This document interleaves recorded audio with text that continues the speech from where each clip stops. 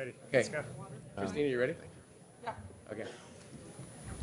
Okay, good evening, ladies and gentlemen. I'd like to call to order the San Carlos City Council Redevelopment Agency meeting for December 14th, 2009.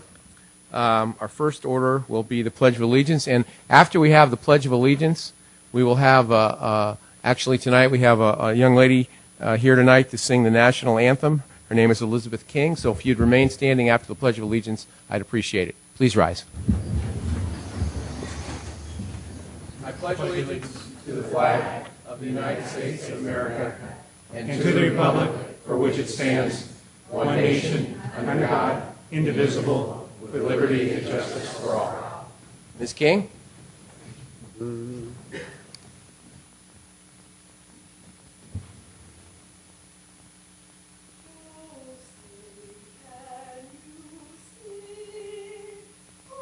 The dawn's early light, what so proudly we hail at the twilight's last gleaming, whose broad stripes and bright stars through the perilous fight o'er the ramparts we watched were so gallantly streaming, and the rockets ringing, the bombs bursting in air, gave proof through the night that our flag was still there. Oh, say does that star-spangled banner yet wave o'er the land of the free and the home of the brave?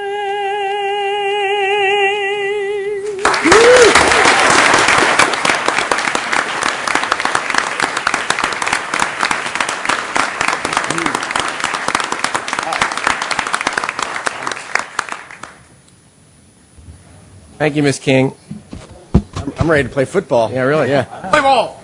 Thank you, Ms. King. I want to just say a couple of words about Ms. King. Elizabeth King earned her bachelor's in music in vocal performance from UC Irvine. She joined the LA-based Albert McNeil Jubilee Singers performing opera, jazz, musical, and spirituals, and has toured Italy, Spain, Japan, and Germany. Since then, she has performed at the can't read that word.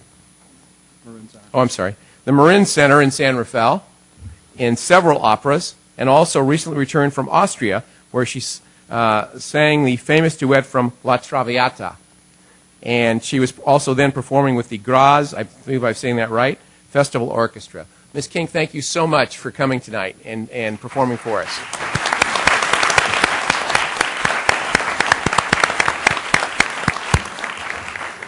And of course, I forgot the most important part. She's a personal friend of Councilmember Ahmad.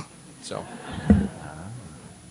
moving along, item 2, changes to the order of agenda. Gentlemen, any changes? Okay, hearing none. Moving on. Number 3, report from closed session. Mr. Rubens. There's no report at this time. However, there will be some additional reporting after the reconvened closed session. Okay, we'll be having a couple more closed sessions this evening. Okay. Number 4, unfinished business. 4A, City Clerk to announce results of the municipal election held November 3rd, 2009. Ms. Boland? Thank you, Mr. Mayor, members of council, Christine Boland, City Clerk. I'm honored to announce the final vote count for the municipal election held November 3rd, 2009. For City Council, Bob Grisilli elected with 4,392 votes. Andy Klein elected with 4,303 votes. And Matt Grocott elected with 4,118 votes. Therefore, Bob Grisilli, Andy Klein, and Matt Grocott are elected to City Council. For Measure U, the half-cent sales tax, the final vote count was 3,022 yes, 3,967 no. Therefore, Measure U did not pass. final vote count for Measure V, making the city clerk appointed, was 3,972 votes, and 2,490 votes no. Therefore, Measure V passes. I would now ask for council consideration of adopting the resolution accepting said election results for November 3rd. Thank you very much. Thank you, Ms. Boland. Is there a motion to adopt the resolution accepting the certificate of the Chief Elections Officer? Mr. Mayor, move acceptance of resolution number 2009-91. Resolution of the City Council of the City of San Carlos accepting certificate of the Chief Elections Officer and a statement of the vote cast in the Consolidated Municipal School and Special District election held November 3rd, 2009. Is there a second? I'll second. All right, moved and seconded. Any discussion? Hearing none, roll call, please. Councilmember Ahmad? Yes. Councilmember Grocott? Yes. Councilmember Lewis? Yes. Councilmember Royce? Yes. Mayor Grisilli? Yes. Okay, thank you, gentlemen. Moving on. Item 5, reorganization of the City Council. 5A, presentation to retiring council member Brad Lewis. What are we going to present him? Oh, we have to go down here. Another song, perhaps? Maybe Ms. King and I can do a duet. Wait, can we do? Yeah, come with.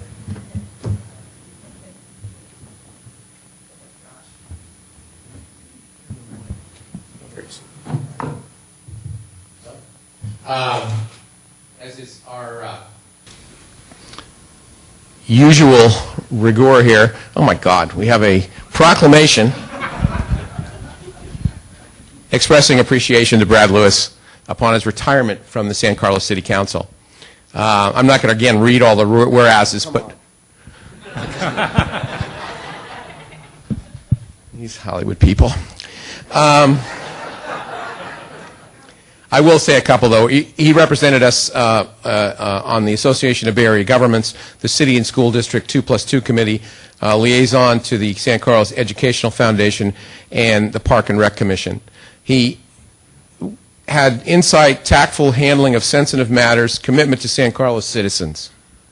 He made good decisions in the best interest of the community, had high energy, and certainly had extreme humor. He engendered widespread respect from his colleagues and high regard among elected officials and other leaders in the city. And he will be sorely missed on this city council. Therefore, it's proclaimed that the City of San Carlos hereby commend and express its sincere appreciation to Brad Lewis for his outstanding service to the citizens of San Carlos. Be it further proclaimed that this proclamation is presented with the good wishes of every member of the City of San Carlos, of the City Council of the City of San Carlos, presented this 14th day of December, 2009. Mr. Lewis. Thank you. You're welcome. And we also have some parting gifts here. We have a beautiful montage of some of the scenes of San Carlos that was created here, different parts and highlights of our city. And for 2005 through 2009 sort of shows some of the progress that we've achieved. That's a very nice picture. And we also have a clock with a plaque on the back. Brad Lewis, City of San Carlos, an appreciation for 4 years of service, December 2005 to December 2009. Wow, that's nice. Okay. Do I get one of those too? No, I don't think so. Okay. I guess that's as far all the gifts we have for our contestant. I mean, our council member tonight. So I don't know. I think what is the next thing on our agenda there? Does Brad get to talk or what? Yes. He gets to talk. You want this? Or you want to sit up there? Oh, okay. Sure, that'd be fine. Anyway, another hand for Mr. Lewis, please.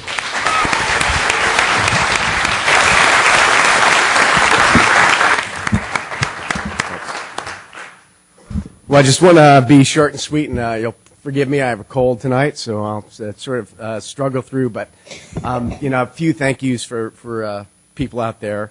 Number one, my family, Regina, Ella, and Jackson, who's not here. It takes a lot of support from your family over 4 years. I work full time, so you don't get to do this on your own. You do it with the support of family and friends. For my friends out there, the feedback and involvement has been invaluable to sort of stay connected to the community and understand what the needs and the desires are. So many new acquaintances over the last 4 years being involved with the city, and I hope that we maintain our acquaintance and relationship, and that expands going forward. And I've really valued the relationships that have persevered despite differences. I think the city council, on balance, makes 700 or 800 decisions a year, and we don't have the ability to sit up and just sort of debate and sort of generally agree with our friends and so forth in the community. We actually have to debate it, and then we have to say yes or no, and sometimes that can provide differences between friends and community members. And what I've really appreciated are the friendships and relationships that, despite these myriad decisions that take place on a yearly basis, ultimately just respect the sort of the effort and our individual discernment that goes on, our judgment on any given thing. And I thank you all for that. At the end of the day, we're all just trying to make a positive impact on the community. City staff and city employees, thank you for your support and the amazing job that you do at running the city. The level of talent and dedication that you guys demonstrate on a regular basis, it genuinely impresses me. To our public safety personnel, who we have quite a few in the audience tonight, our police and fire departments are as good as it gets, and we are extremely lucky to have the men and women in public safety in San Carlos, the job that they do on a regular basis. And keep in mind, when they leave their house every day, they may see and do things that all of the rest of us in the community never dream of risking or doing on a daily basis, and I respect you folks for that.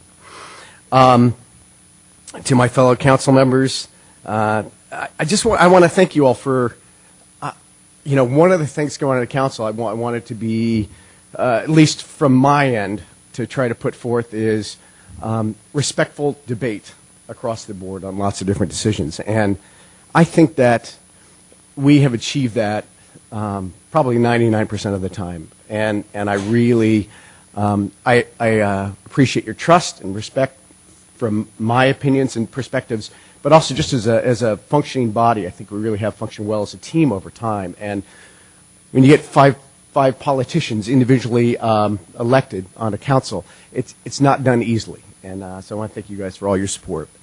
To the public and the press, I do want you to remember that the council and our staff, they struggle to do their best. They're honorable, they're trustworthy, and we need your feedback, but we also need your support over time. At the end of the day, it's our job as council members to protect and provide for the community, especially those who can't protect and provide for themselves. Seniors, those with special needs, disadvantaged youth. And as we embark on new economically challenging times, I ask the continuing council members and staff to keep that foremost in mind with the difficult decisions that we have coming before us. So I thank you all for the support over the years. My professional commitments eclipse my ability to perform this job to the degree that I'd like to. But I look forward to someday being back, and thank you for everything over the years.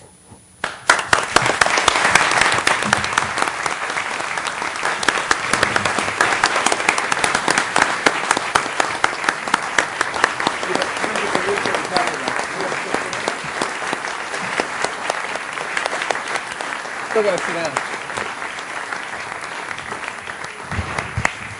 Okay, as is our custom here, we have comments by council members. Mr. Grocott, any comments? Sure, I'll just add a few. The thing that stands out most in my mind, quite frankly, is seeing Brad downtown. I think it's about a month and a half ago, or it was sometime during the campaign season, and he was walking down Laurel Street, and I was sitting there at the coffee shop. It was on a Saturday morning. Here comes Brad going into the coffee shop, and he slaps me on the back, and he says, "Hey, Matt, how you doing?" And turned around, and, "Oh, hi, Brad." We talked, chatted for a little bit. He went in, got his coffee, came out, and a few words on the, before he left, and off down the street he walked, and I turned to my wife, and I said, "Boy, there is a just like this thing in his step. He seems like a freed man."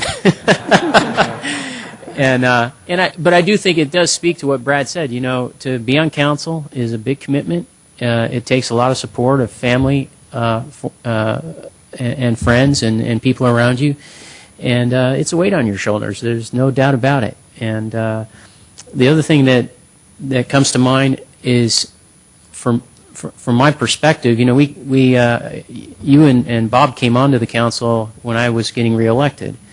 And I look at the difference between my first 4 years and this last 4 years, and I don't know why it is, but this last 4 years seems like a longer duration. And usually that's because you've done a lot of things and handled a lot of issues. You know how that is just in life, where when there's a lot going on and a lot of weighty issues, time seems to slow down almost. And so I think you've been on the council during a time where we did deal with a lot of things. My first 4 years, sure, we dealt with a lot of things, but I think these last 4 years with the debate over turf, which, like you alluded to, I think, you know, could have divided the community and have, you know, neighbors against neighbors. I don't think that's necessary. I think we make a decision and we move on. And then, you know, more recently, the situation with financial matters, it weighs on all of us, and it's a struggle. And so you've been on the council during a time like that. I appreciate your service. You're a good man, and I enjoy seeing you around downtown in the future. Thank you. Thanks, man. Councilmember Ahmad. Mr. Lewis, when I first got elected, you became mayor, and I appreciated your guidance and your help and your leadership, especially as a new council member. There's a lot. You're definitely getting thrown into the deep end of the pool, and this is a full contact sport. You need a helmet and a mouthpiece for most of this time. But I have appreciated that this council has had plenty of 4-1 and 3-2 votes, and at the end we have come out with a great deal of respect for everybody who sits on this dais, and hats off to you. And I'm personally going to miss your analysis and how you come in ready to go to work. And going to miss that, and wish you the very best, and looking forward to hopefully really good tickets for a premiere. But best of luck. Thank you.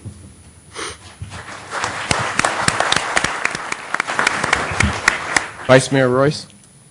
So, Brad, you talked about the decision-making and the voting. Well, right now, I don't need to vote on anything. I think anybody who's worked with you or has been around you know what a great mind you have and what a great council person you've been over the last 4 years. I would also like to say we are proud, and you should be even more proud of all your accomplishments with the city, with your work, with your family. And I'll venture just a little bit into your work. I mean, with Pixar, you are creating a product of entertainment that doesn't have a lot of violence or sex, but it provides a thrill and entertainment to people of ages, children, adults, seniors, and you should be very proud of that also. And I'll close by just saying that you're a busy guy, and I will say over the last 2 years that Councilmember Omar and I have actually been on council. You've been here every time, though. I don't know how you make it, but you do, and we are also very proud to have served with both a council member, Lewis, and a mayor, Lewis. So thank you very, very much. Thanks.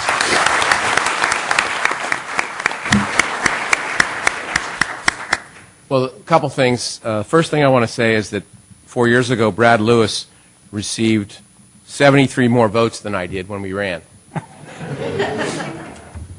But this past election, I received 4,392 more votes than he did. So I say, what Academy Award?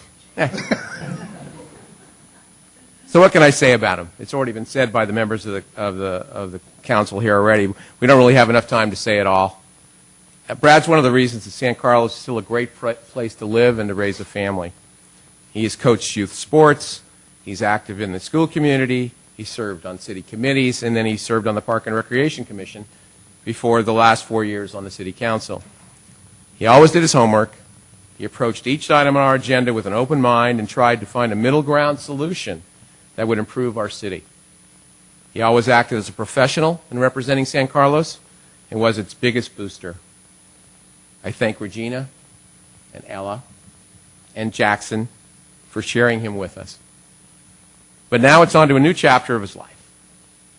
No more late Monday night meetings, at least not here. I'm sure he's probably going to have them at Pixar.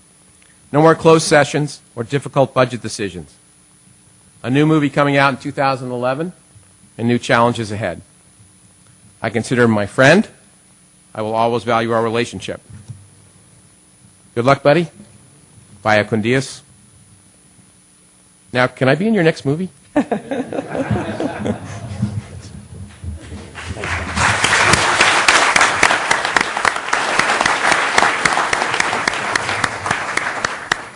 All right, moving on to item 5C. City Clerk to administer oath of office to newly elected City Council members. Yes. Down at the.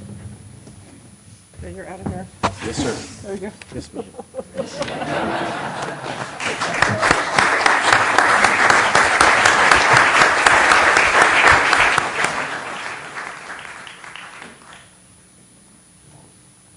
I can have the new council members, newly elected council members down here.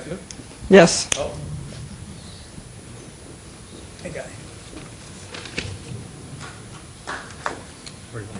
That's fine. Right here? Yeah.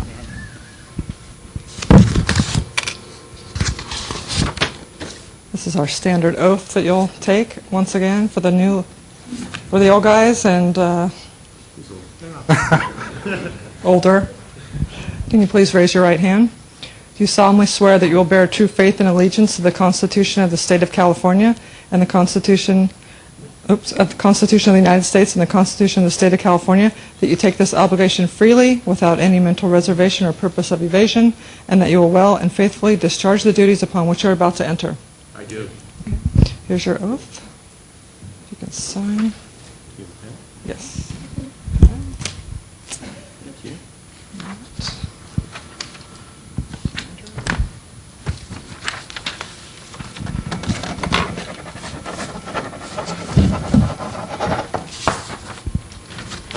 This is your official certificate of election. Congratulations. Thank you very much.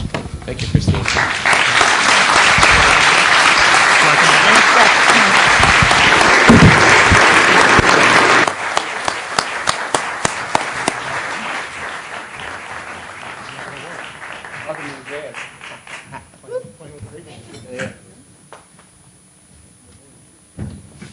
All right. And now we have some comments by newly elected council members. So, Mr. Grocott, you want to go first? We'll give Mr. Klein a couple of seconds to adapt. Is that all right?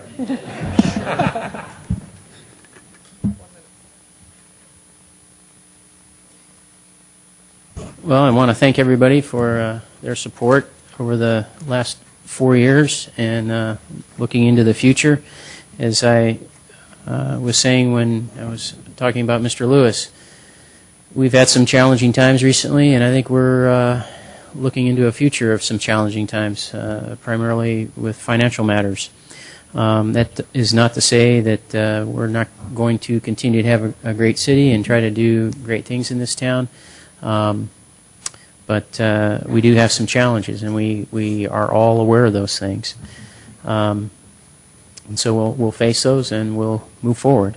I want to thank Mr. Klein for running for office and getting elected and being willing to make the commitment. Thank you, Andy. And we'll look forward to a good 4 years. Okay, thank you. Mr. Klein? Thank you, Mr. Mayor. I'm not going to... 2 minutes. Yeah, it's not going to happen. I thought that was the rule. We don't have limits up here anymore. I won't be as quick as Councilman Grocott. I do have a lot to say, and I apologize for taking all this time, and thank you all for coming. Honorable members of the City Council, honored guests, city staff, friends, family, and fellow residents. Let me take a moment to let this sit in. It's a big deal. I've been told that life is a series of moments, and sometimes you never realize the importance of this moment until it's gone. Well, I get this. This matters, and I know this means something. And I'm thankful, and I'm honored, and I'm truly humbled by this great gift you have given me as a city. And let's be honest, it is a gift.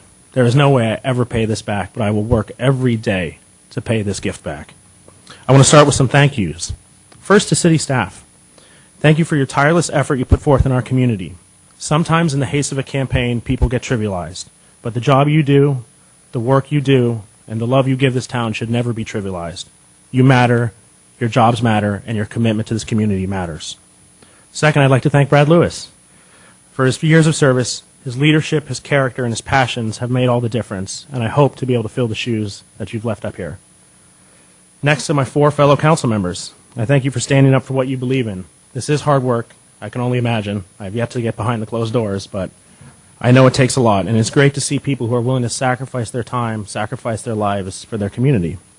I would like to thank my friends and my family for supporting me my whole life, even when I come up with crazy ideas like running for city council. There are some citizens I need to thank in particular. For those who endorse me, I didn't get to use your names, but a mailer showing your support would have been nice. Unfortunately, or fortunately, depending on where you sit, your early support made a campaign unnecessary. To my fellow members of the GPAC, which is the General Plan Advisory Committee, thank you for taking advantage of a 25-year-old kid who didn't know any better than to agree to be chair. I learned a great deal in the 2 years we worked together and made some great friendships, and I'm thankful for that. To the Measure U Committee, I really want to give a special thank you to. While there was no campaign for City Council, there definitely was a campaign. We stood up for what we believed in, we fought the good fight, but sometimes you just can't win them all. To some people, especially on that committee, to Laura, to Scott, to Mary Jo, and to Mike, the faith you have put in me is something I will never take for granted. I count you among my friends now and will always treasure the work we did together and the work that is to come. Now, there's some other people I need to thank who are here tonight, and I need to spend some special time thanking them. I was very lucky in my childhood growing up here in San Carlos. I grew up in a wonderful town, a safe town. I had amazing friends. I had a great supportive family, and I had an older brother. My brother Dave, who's here tonight, is one of the most loyal people I've ever met. While we've had our differences, as all brothers will, I'm forever grateful for the love he has shown me. No matter what I've done or what I will do, he's always there for me. I was blessed by having 2 great parents, my father Wayne and my mother Edith. My dad was the lenient one. He was the one who allowed me to be reckless and allowed me to be a troublemaker. I gained a lot of confidence because of that. He gave me enough rope to hang myself and then watched me squirm my way out of it. Then there was my mother. 3 years ago in 6 days, we lost her. When she became sick, I put my life on hold. For 2 years, I was her nurse, and we became very close in a way we were never before. Those 2 years transformed me as a person. Before that, I was a selfish 23-year-old. I only cared about having fun, I only cared about my friends, and I only cared about going out at night. But now, it's different. She taught me to care, she taught me to make a difference, and while I know she's gone, I know that she would be so proud of this. She would have told all her friends that I run the city. These 4 guys would never have come up in that conversation. I miss her every day, but because of her, I am the person I am now, and I am thankful for that. Last but definitely not least is my wife, Carly. Carly did me the honor of becoming my wife this July. She is the support mechanism that keeps me going. And our story is a San Carlos story. She grew up in Belmont. We try not to hold her to that. We both went to Carlmont. We had classes together. Surprise, surprise, one was student government. She went to Cal Poly. I went to Montana. We both moved home after college. We became friends again, as 20-year-olds do on MySpace. We started exchanging emails and ran into each other again for the first time since high school at the Carlos Club. That's great. Good. Our first date was at Piacere, and I think you can figure out the rest. We got married at St. Charles. Our life is this town. I don't think it would be the same if we weren't here. Carly has truly made a difference in my life. She has such grace and class that I'm constantly amazed by her. And in a perfect world, she would be up here, and I would be the one in the audience. But unfortunately, she doesn't like the spotlight. So I won't talk much about her anymore because of that. But I know every day I'm lucky because I get to wake up next to her. All right, now with all the pleasantries out of the way, it's time to talk about the future. Time to talk about what we can do up here. To understand who I am, you have to know where I came from. My mother immigrated here in her teens from Peru, so I'm the first generation on her side of the family. To sit up here takes on a whole different meaning when you know part of your family moved from another country for a better life. My father is from the not-so-exotic place of Ohio. He grew up in a little town called Timberlake on Lake Erie, but his father, my grandpa, was the first mayor of that town. He was the one who incorporated it. Public service runs in my family. I was born in the city, moved to Pacifica, and then when I was 1, we moved to San Carlos. My mother always wanted to live here. She knew this is how she knew she made it. After my parents split, she worked incredibly hard, sometimes 60 to 80 hours a week, to keep us here. Her love of this town made her sacrifice a lot in her life. But she knew there was no other town that was good enough for her boys. I went to all these public schools. I grew up in the Parks and Rec program. My history of this town is why I care so much. I didn't choose to get involved. I had no choice. This is what I had to do. This town made me get involved. This town is active citizenship. This town is getting involved. You have to want it. You have to earn it. You have to contribute or you don't truly understand what San Carlos is. We're not just a motto. We're a town that cares. We're a town that tries, and we're a town that matters. Now on to the fun stuff. I was on the Measure U committee, and I'm proud of that.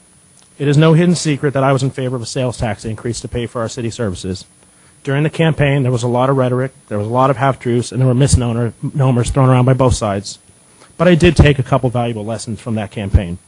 One is that there's always 2 ways to skin a cat. You have to be open to the other side before you make up your mind. The other is that our city pays some people way too much money for what they do. There's 5 of them on the city payroll, and that's the 5 of us. This is a gift. We don't need anything more.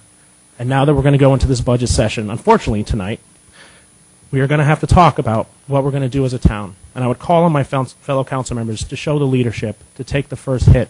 I believe we should waive our salaries. We should waive our health benefits. If we could, I would pay you to sit up here, because this is a gift. Our city government, unfortunately, has developed a credibility and a PR problem. Whether there's an issue with government transparency or not, that's not what matters. What matters is that many people believe that our government isn't transparent. Councilman Ahmad once said, feelings are facts. And he's right. If people believe that government's not transparent, then it isn't. So what do?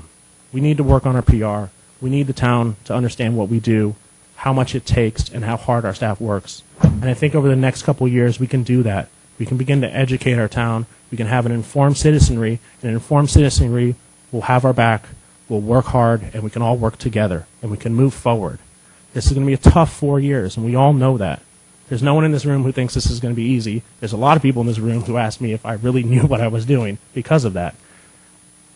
But we can get through this if we come together as a town, if we have open dialogue, if we work together. That's the only way this works, is if we all come together.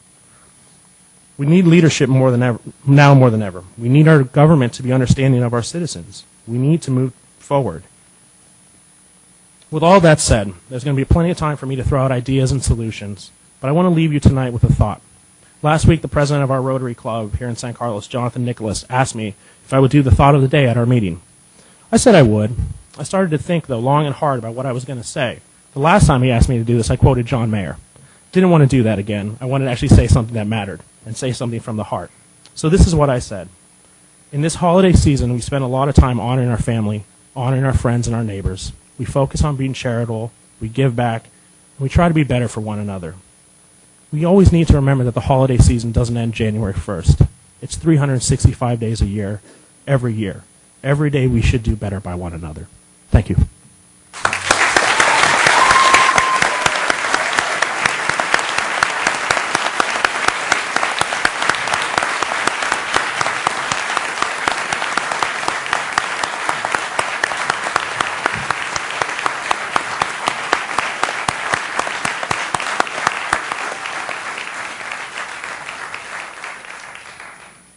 Thank you, Councilmember Klein.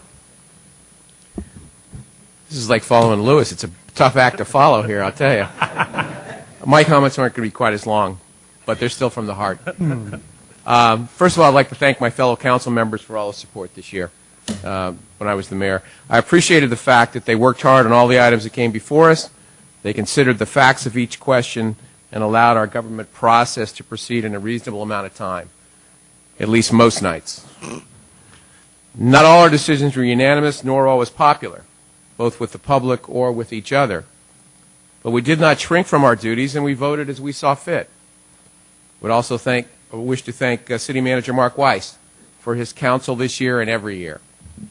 We agreed on most items this year, and when we didn't, I told him he was wrong.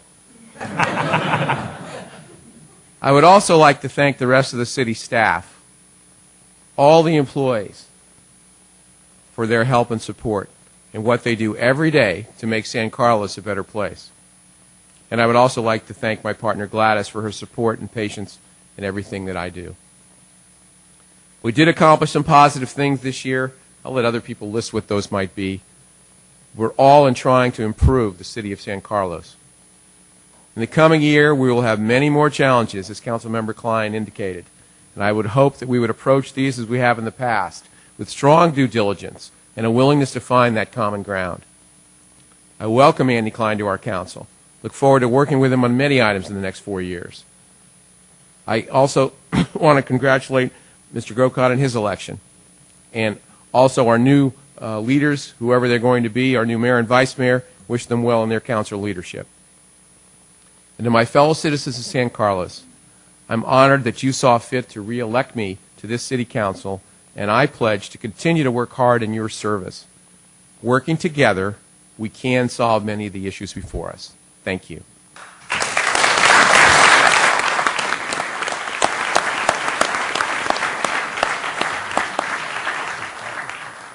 Okay, the next item on our agenda is item 5E. We'll have a call for nominations for a new mayor. Mr. Ahmad? Mr. Grisilli, it would be my privilege and honor to place in the nomination Vice Mayor Randy Royce to serve as mayor for 2010. Okay, is there, do we need a second for that nomination? There's no seconds required for nomination. Okay. Any other nominations? If not, I'd like to have a motion for closing nominations. Mr. Mayor, I move to close nominations. Is there a second? Second. All those in favor say aye. Aye. All right. I think you're basically going to be, do we need to have a motion to elect? See, I have to look at my city attorney and all this. It's appropriate to vote on All right. it, but you could do it by unanimous consent, I suppose. No, that's all right. I want to vote on it. So my last chance here is then I have to move. But I'd like to have a roll call vote, please, for Mr. Royce as our new mayor. Councilmember Ahmad? Yes. Councilmember Grocott? Yes. Councilmember Klein? Yes. Councilmember Royce? Yes. Mayor Grisilli? Yes. Randy Royce, new mayor.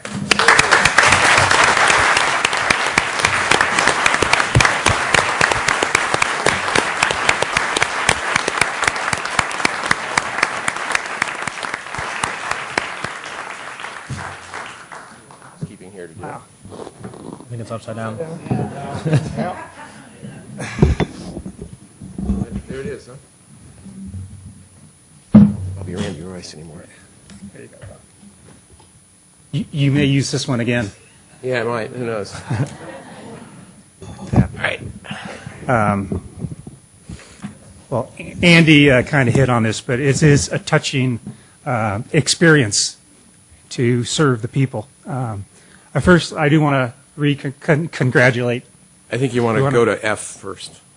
F? Yeah, F. Oh, I'm sorry. It's all right. Thank you. It's all right. That's what I'm here Okay. for. It's the agenda thing. So I would like to, as first action item here, call for nominations for vice mayor. Mr. Mayor, I'd like to nominate Councilmember Omar Ahmad for vice mayor. Do we need a second? No. Take a second. Mr. Mayor, I'd like to move to close nominations. Don't need a second? Okay. Close that. Mr. Mayor, I'd like to move to close nominations. Second. All those in favor? Aye. Aye. Okay, take a roll call. You want roll call? Councilmember Ahmad? Okay. Councilmember Grisilli? Yes. Councilmember Grocott? Yes. Councilmember Klein? Yes. Mayor Royce? Definitely yes.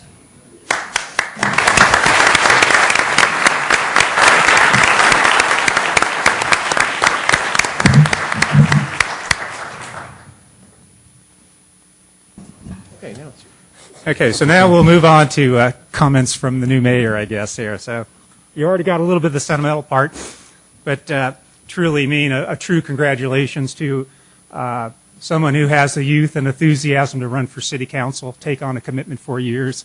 We're very excited to have Andy on board here. So Councilmember Klein, I think, which even sounds better. Congratulations.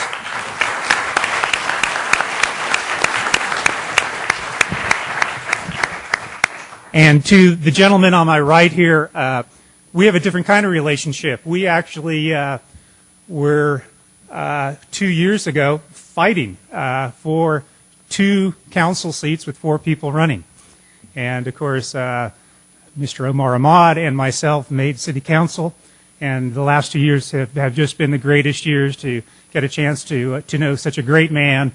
He's a lot of fun to work with, and he has some really great ideas. And as vice mayor, I'm very proud to have such strong backing and support behind me. So welcome. Thank you. Thank you very, very much. So, of course, I do, accept this term mayor.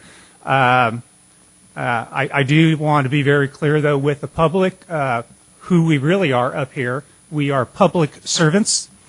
Our job is to work for you, to listen, and to try to make San Carlos the best place on earth that we can. And I really, truly treasure the opportunity to be your public servant, and I will be as available as I can and as much over the next year as mayor for you. I do want to highlight a few challenges. I listed 5 items that are either challenges or I think that are important to me when we think about what we need to do in San Carlos. The first, I always hear from so many people, including myself. I was on the museum board for 9 years, but to really preserve the character of our town is so important for our city council to do. We will get into some more discussions this year, especially in the budget area. We have things to balance between these, what we'd call the regulatory, or as we call in government, mandated items regarding clean water, regarding environmental, regarding all sorts of things that the state of California passes on to us that we need to do.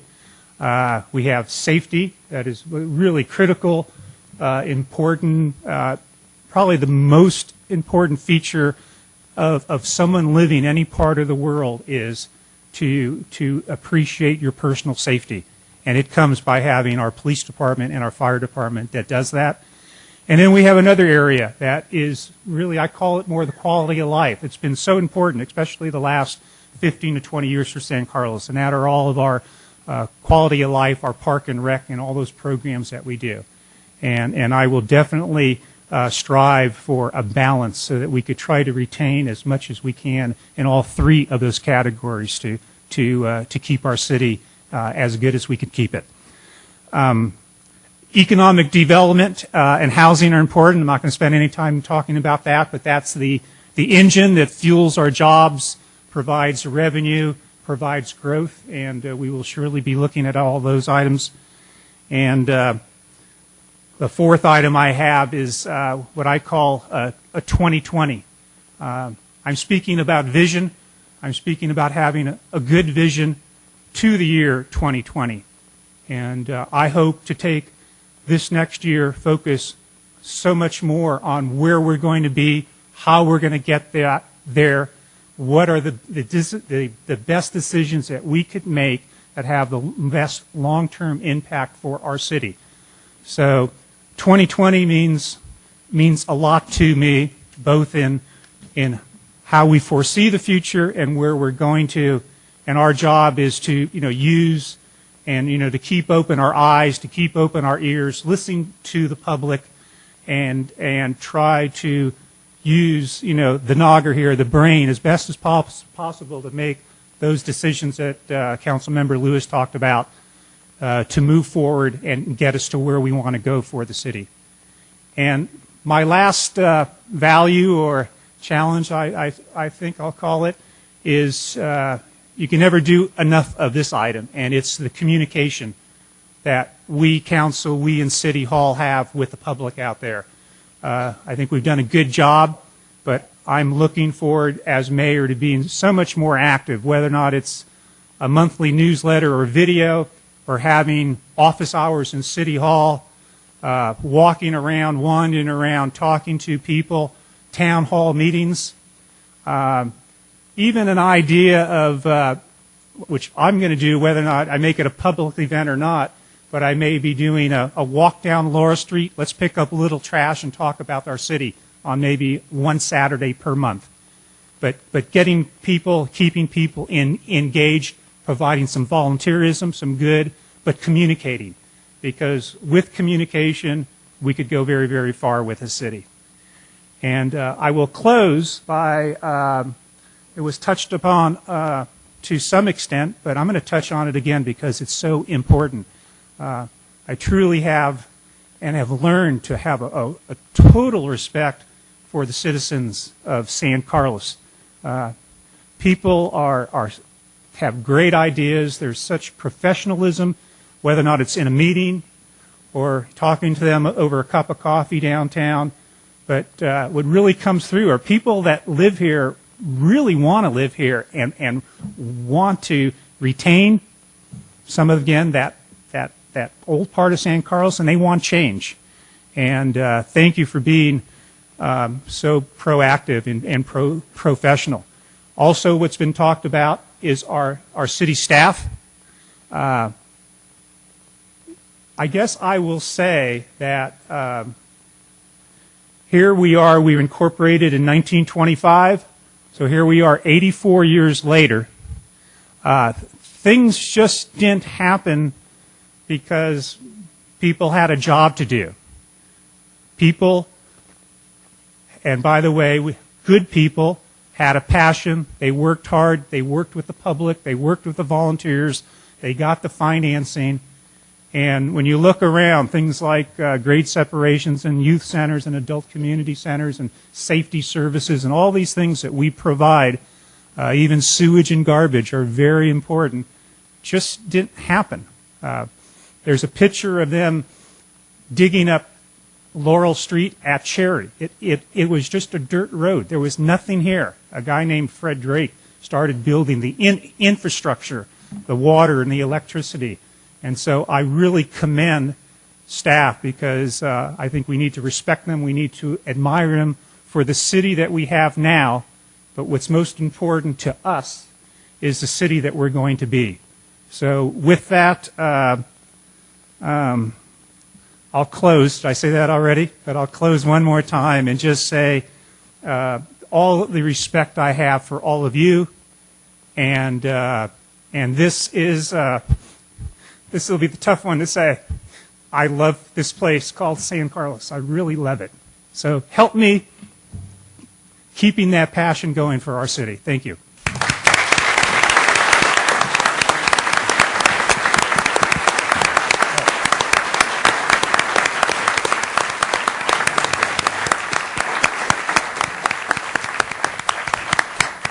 So with that, we'll kind of maybe go from right to left here. Andy, we put you on first, Mr.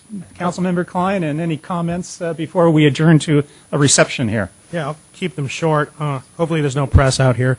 Wednesday night, I stayed up almost all night thinking about Mayor Grisilli, so don't quote me on that. It's a little weird. But what I was thinking of was his year as mayor, and we traditionally rotate our mayor once a year, and I have all the faith that Mayor Royce is going to do a fantastic job. But Mayor Grisilli was the one person I didn't really know coming into all of this. I actually got to watch him in the Deus and form an opinion that way. I knew Councilman Grocott from before, and I watched Councilman Ahmad and Councilman Royce, or Mayor Royce's campaigns, but I didn't have any idea about Mayor Grisilli. And I have so much respect for the year you've done as mayor that it kept me up all night going, I can't believe we're going to show him the door. I truly do think you've run these meetings very well. You've run them respectfully. While I haven't always agreed on every decision, I thought the professionalism you brought to the job as mayor truly was great. And I'm thankful to be able to sit up here and learn from you for the next 4 years. That's all I got. Thank you.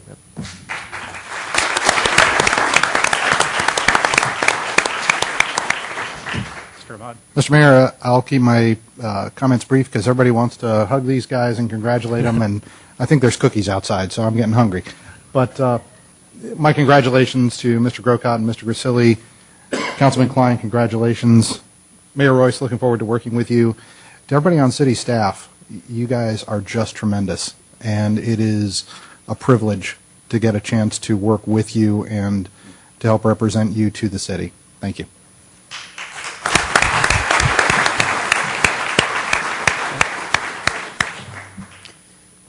Well, I'll keep my comments as brief as they were before. I would like to congratulate Mayor Royce on becoming mayor tonight and Mr. Ahmad on becoming vice mayor. Congratulations. Randy, you and I met a while back, I guess, and talked about the possibility of you becoming mayor. And I would just like to repeat for the audience one particular item that I said to you at that time, which is things happen for a reason. And there's always a plan, sometime and that we're not necessarily in charge of. This is your time. There's a reason. You know what that reason is. We talked about it. And, Randy comes from a background in business that I think will be very useful in his year as mayor. And I look forward to you using those tools that you have to help guide us as a council and guide this city in some challenging times ahead that I've already alluded to. Thank you. Thank you.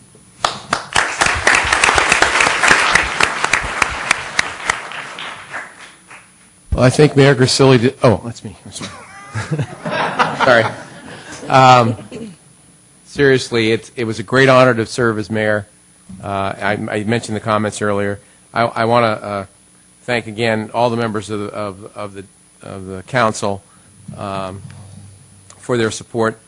Vice Mayor Royce was always very supportive, even when I cut him off. Sometimes when he wanted to speak, he was still very supportive. And Councilmember Ahmad, Councilmember Grocott, also very respectful. Again, congratulate Mr. Klein, Mr. Grocott for their election. And all I can say is I pledge, as Randy said, that we're going to try to do the best job we can, and anything that you need, I'm right here. So anyway, thank you.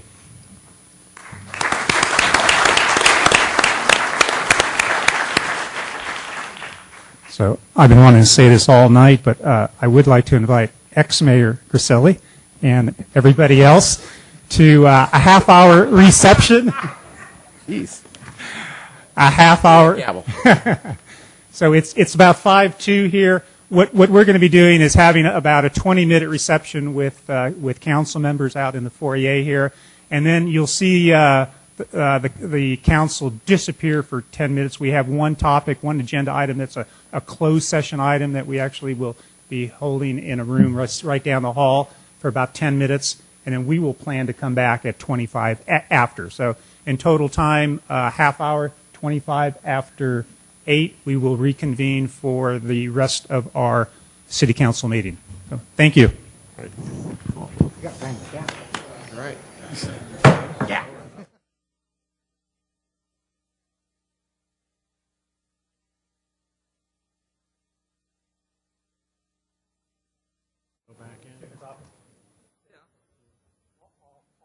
I think he probably does need to report it.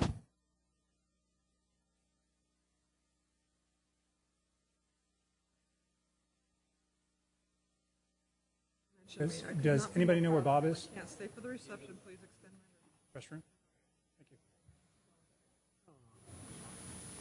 Thank you. We will get started in just a moment here. And the moment has arrived.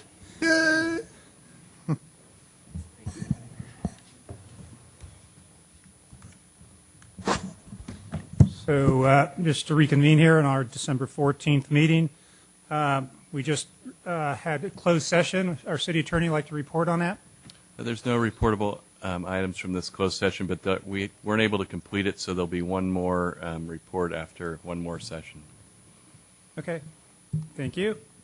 We are now on item 7 of our agenda. These are council communications and announcements. Start over on Matt. Anything to report on? Just one item. Council received an email from a Donnie Simons. I'm not sure if that's a male or female with a name like, it must be a male, Don Simons at the end here. Anyways, this person was wanting to bring to our attention a safety concern at Britain and the intersection of Britain and Industrial. Apparently they were following a truck through the intersection, and because of the height of the truck, couldn't see the signal and ended up and the signal turned red while the truck was going through, and they ended up in the intersection when it was red. And luckily we're not hit or, no accident. I don't know if it's a situation of the height of the signal or what, but and normally I wouldn't bring this up in a council report, but I did not see any response from staff, so I just wanted to bring it up tonight to kind of push it along and give it some help. Actually, the matter has been referred to the Public Works Director, who has already responded to the gentleman. Oh, he has? Yes. Okay. All right. Thank you. Okay. Councilman Griselli, anything to report? Nothing tonight, Mr. Mayor. Okay. Anything on this side? Go ahead. Nothing for me. Nothing, Mr. Mayor. Okay, I have nothing to report. Okay, we're moving on to agenda item number 8. This is the public comment. This is just general public comment. These are people wishing to address the City Council on matters not on this evening's agenda. So if you'd like to talk about, again, something that's not on the agenda, you're welcome to do so now. Do I have any takers? Okay. Close the public comment then. Okay, number 9 agenda item is the approval of the consent calendar. Our consent calendar items are considered to be routine and will be enacted by one motion. There will be no separate discussion on these items unless members of the council, staff, or public request that the items be removed for separate action.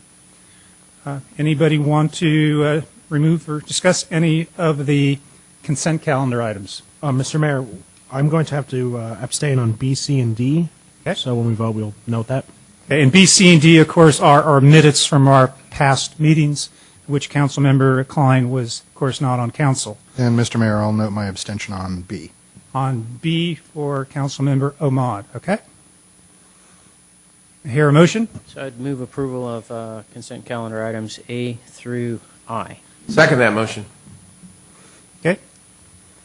All those in favor? Aye. Aye. Opposed? Good. Moving to 10. Mr. Griselli, this is easy. We're just moving along. Okay, yes, piece of Number cake. 10. We'll be out of here by 10 to 9. Tomorrow morning.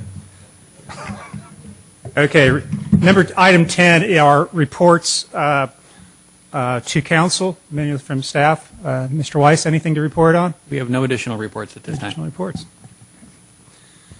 Okay, so just let me just give you a little bit of a review of the remainder of the meeting. We have 2 items, a public hearing. We have items A and B that deal with a signed ordinance we'll be doing next. And then under new business, the last part of our meeting, there are 2 items A and B that deal with budget for both the remainder of this year's budget and next year's, and adjournment after that. So just give you a little heads up of what the 2 items that are coming up. So moving on to item 11, public hearing 11A is a consideration of adopting ordinance number 1414, which extends our urgency ordinance 1412 pursuant to Government Code Section 65858A, regulating signs of the city of San Carlos. Do we have a staff report? Mr. Mayor, I really don't have anything to add to the staff report in your agenda. If you have any questions, I'd be glad to answer them. Any discussion from council? No. Okay. Any public comment? So I would like to then ask public comment. I do have some speaker slips, and they appear to be, let me just check. I have 4 right now on agenda item 12A, which is budget related. Anybody would like to speak on 11A, sign ordinance? Mr. Mayor, move to close public hearing. Second. Second? Second. Okay, all those in favor? Aye. Aye. Opposed? None? Okay. Mr. Mayor, Discussion or motion? Mr. Mayor, move to introduce ordinance number 1414, extension of the urgency ordinance 1412 pursuant to Government Code 65858A, regulating signs in the city of San Carlos. Second.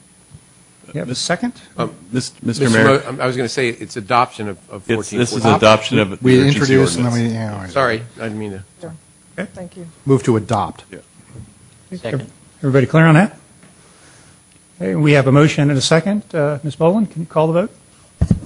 Councilmember Ahmad? Yes. Councilmember Grisilli? Yes. Councilmember Grocott? Yes. Councilmember Klein? Yes. Mayor Royce? Yes. Okay. 11B is consideration of introducing a new sign ordinance of Chapter 18.150 of the San Carlos Municipal Code, signs and amendments to the City of San Carlos Municipal Code Title 12 concerning signs located on public streets, sidewalks, public parks, public spaces, and the public right-of-way. Have a report? Yes, Deborah Nelson, Planning Manager. The ordinance before you is the first reading of a new sign ordinance which will replace the urgency ordinance you just adopted. There are a couple of things that are different about this than the one you just adopted. This ordinance will reinstate the provision which was in our old sign ordinance for pole signs in commercial districts. In our commercial districts and our manufacturing districts, that got left out of the urgency ordinance, with the exception of pole signs along the Highway 101 corridor. The second thing it does is it moves what used to be in the sign ordinance, and that was provisions for signage on public rights-of-way and in public spaces, to Title 12. That's out of the zoning ordinance and into the part of your municipal code that deals with your public spaces and streets and sidewalks.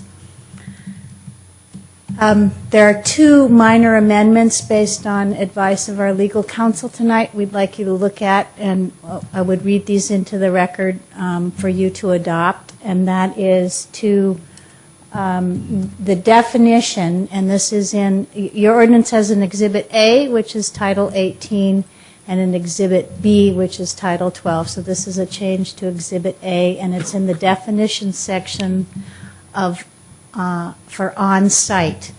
And at the top of page 10, the first paragraph, right before the last sentence of that definition, you would add, and legal counsel suggests it be in all caps, as to sign programs, all signs located within the program area is considered on-site as to any establishment within the area, so long as said signs are not used for general advertising for hire.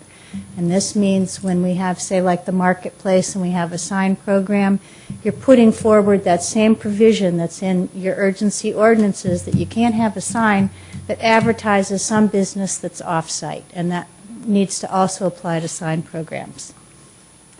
The second is also in Title 18, which is Exhibit A, and the new sign provisions allow for additional signage during an election period. An election period is defined in the definition section. New signage in commercial is allowed during that election period as 100 square feet. That provision for 100 square feet is such that, say, a business has an allowed sign that's 100 square feet large. They could say wrap it in an election message. So 100 square feet was a logical size limit for commercial. We also put that in the residential. We think 100 square feet in residential, that's about 3.5 pieces of plywood in size, would be actually very large on a residential property. So we're suggesting that you change that to 32 square feet. It's a standard that's the size of a piece of 4x8 plywood and is very similar to what other jurisdictions allow. So those are those two changes, and with that, this would be your motion, and I think I would add, based on the findings and as amended this evening. That concludes my report. Questions from council? I had a question, Ms. Nelson. As this has gone through the Planning Commission, we have a definition and a description about real estate signs for open houses and whatnot and how it's legal. There's nothing in here for civic groups who are having an event or whatnot, and I know that they're not allowed to put directional signs out, and I was wondering why that is and if we've ever had a discussion about allowing that. Speaking from personal experience, as I'm a volunteer at the museum, we would love to put a directional sign out that says museum's open. We've done it, and we've been told we can't do it. And I know there are 7 spots around the city where that is allowed, but none of those spots are anywhere near the museum. So I was wondering, is that something that's been discussed, and why is that not in the sign ordinance? I could have the city attorney answer that too, but we did bring forward, the issue is if signs are allowed on the public spaces, as a city government, the government doesn't need to give itself permission for expression. So on City Hall, we could put an A-frame up that says, come in and vote today, for example, or there's a flu shot going on. We can also use the 7 corners that are now going to be in Title 12, which was a policy that the council considered a number of years ago, and there is a process by which people can apply for that. But unless the city of San Carlos has some interest, financial interest, say, in the museum, then they are a private business. And if we treat them, allow them to have A-frame signage, we must allow every private business to have A-frame signage. And previous councils have said A-frame signage is not what we want because it just proliferates. Okay, so basically it's you just don't want a Burger Shack putting a sign out and all these and just proliferating like that. So it has nothing to do with civic groups. We just can't do it for all. Right. The issue is we can't distinguish between the commercial and non-commercial messages. They have to be treated the same once you allow.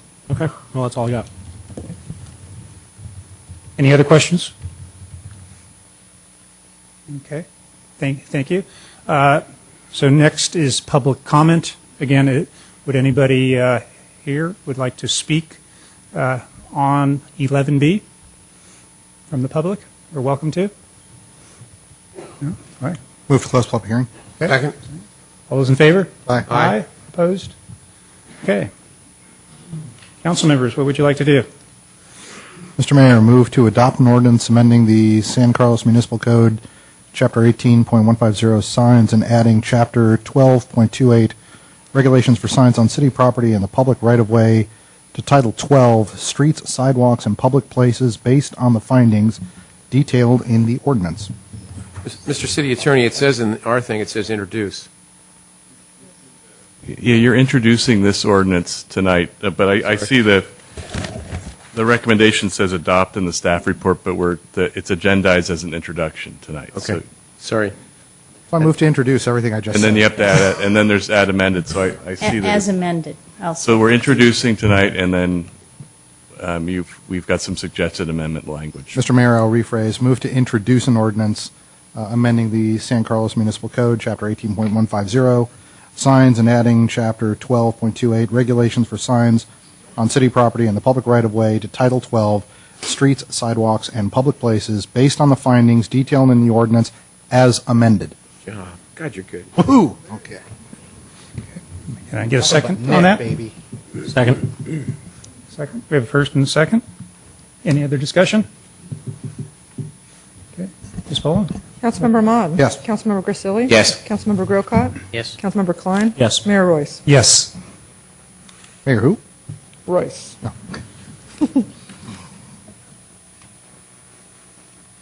Okay, so now we're on to item 12A. Let me just introduce the topic here. We have actually 2 parts to 12A.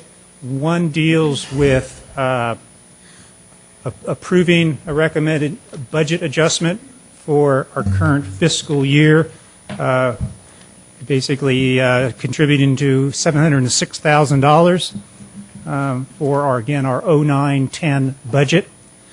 Second topic is to, I'm kind of just paraphrasing here, to look at potential impacts of services and programs and provide input and direction to staff regarding these budget items for the next year's budget. This would be for the 2010-11 budget.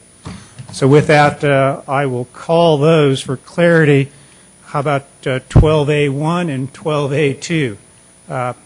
Staff report? Before we have the staff report, Mayor Royce, I know we had a discussion about this, and I was hoping we could take, I guess, 12 number 2 now first, because I understand that we're going to talk about the Y2K cuts, and we're going to be making cuts, but I think it would make more sense to have the global discussion first, and then move forward with cutting, because we'll know what kind of direction we have as a council and where we want to see it go. We can talk about employees, we can talk about revenue, and we can talk about cuts, but I think it makes sense to have the global discussion first instead of make cuts and then have the global discussion. Okay, so is there any interest from other council members to switch the order? I don't think we should switch the order, with all due respect. This is something we talked about in the last spring, and I think whether we want to do it or not, but this is what we talked about, and I think chronologically this is what's in front of us, but that's just one council member's opinion. Yeah. I think, studying the packet and looking at it, if I had known that in advance, which I understand there's limitations to broadcasting that, but the way I've studied it, the way I've approached it, it would be difficult to switch gears right now. Okay. Here So on it the doesn't list. look That's like three, we have enough support. Almost, but not quite on that. So we'll stay in the order. Mr. Weiss, are you planning then, your staff report will be on both 12A 1 and 2? Or Yes. how do you plan to do that with it? Yes, I mean, it's a comprehensive staff report on the status of the budget. Okay. And it will include recommendations on the Y2 cuts, as we call them, as Okay. well as some recommendations with respect to how we should approach the entire new budget moving forward. Okay, wonderful. Okay, great. Thank you. Please continue, or start. Mr. Mayor and members of the City Council, and welcome Mr. Klein to our budget, our ongoing budget saga. The council will recall that as part of the city's work program, it was decided to have this meeting tonight right after the November election. The budget itself that was adopted contemplated the prospect or the possibility that the revenue measure would not pass. And with that in mind, the budget that was adopted by the City Council and is our adopted city budget included a series of reductions that we have referred to as the Y2 cuts that are itemized within the staff report. So part of our recommendation is to revisit that list and take formal action tonight by way of authorizing the implementation of those cuts that are included within the budget. And that's consistent with the direction as we understood it when the budget was adopted and from the work study session that we had with the City Council and moving forward. So that is indeed the first recommendation that we would make to the City Council. Beyond that, though, we would like and we would welcome some generic discussion this evening from the City Council with respect to the guidance for the city staff in putting the budget documents together for next fiscal year.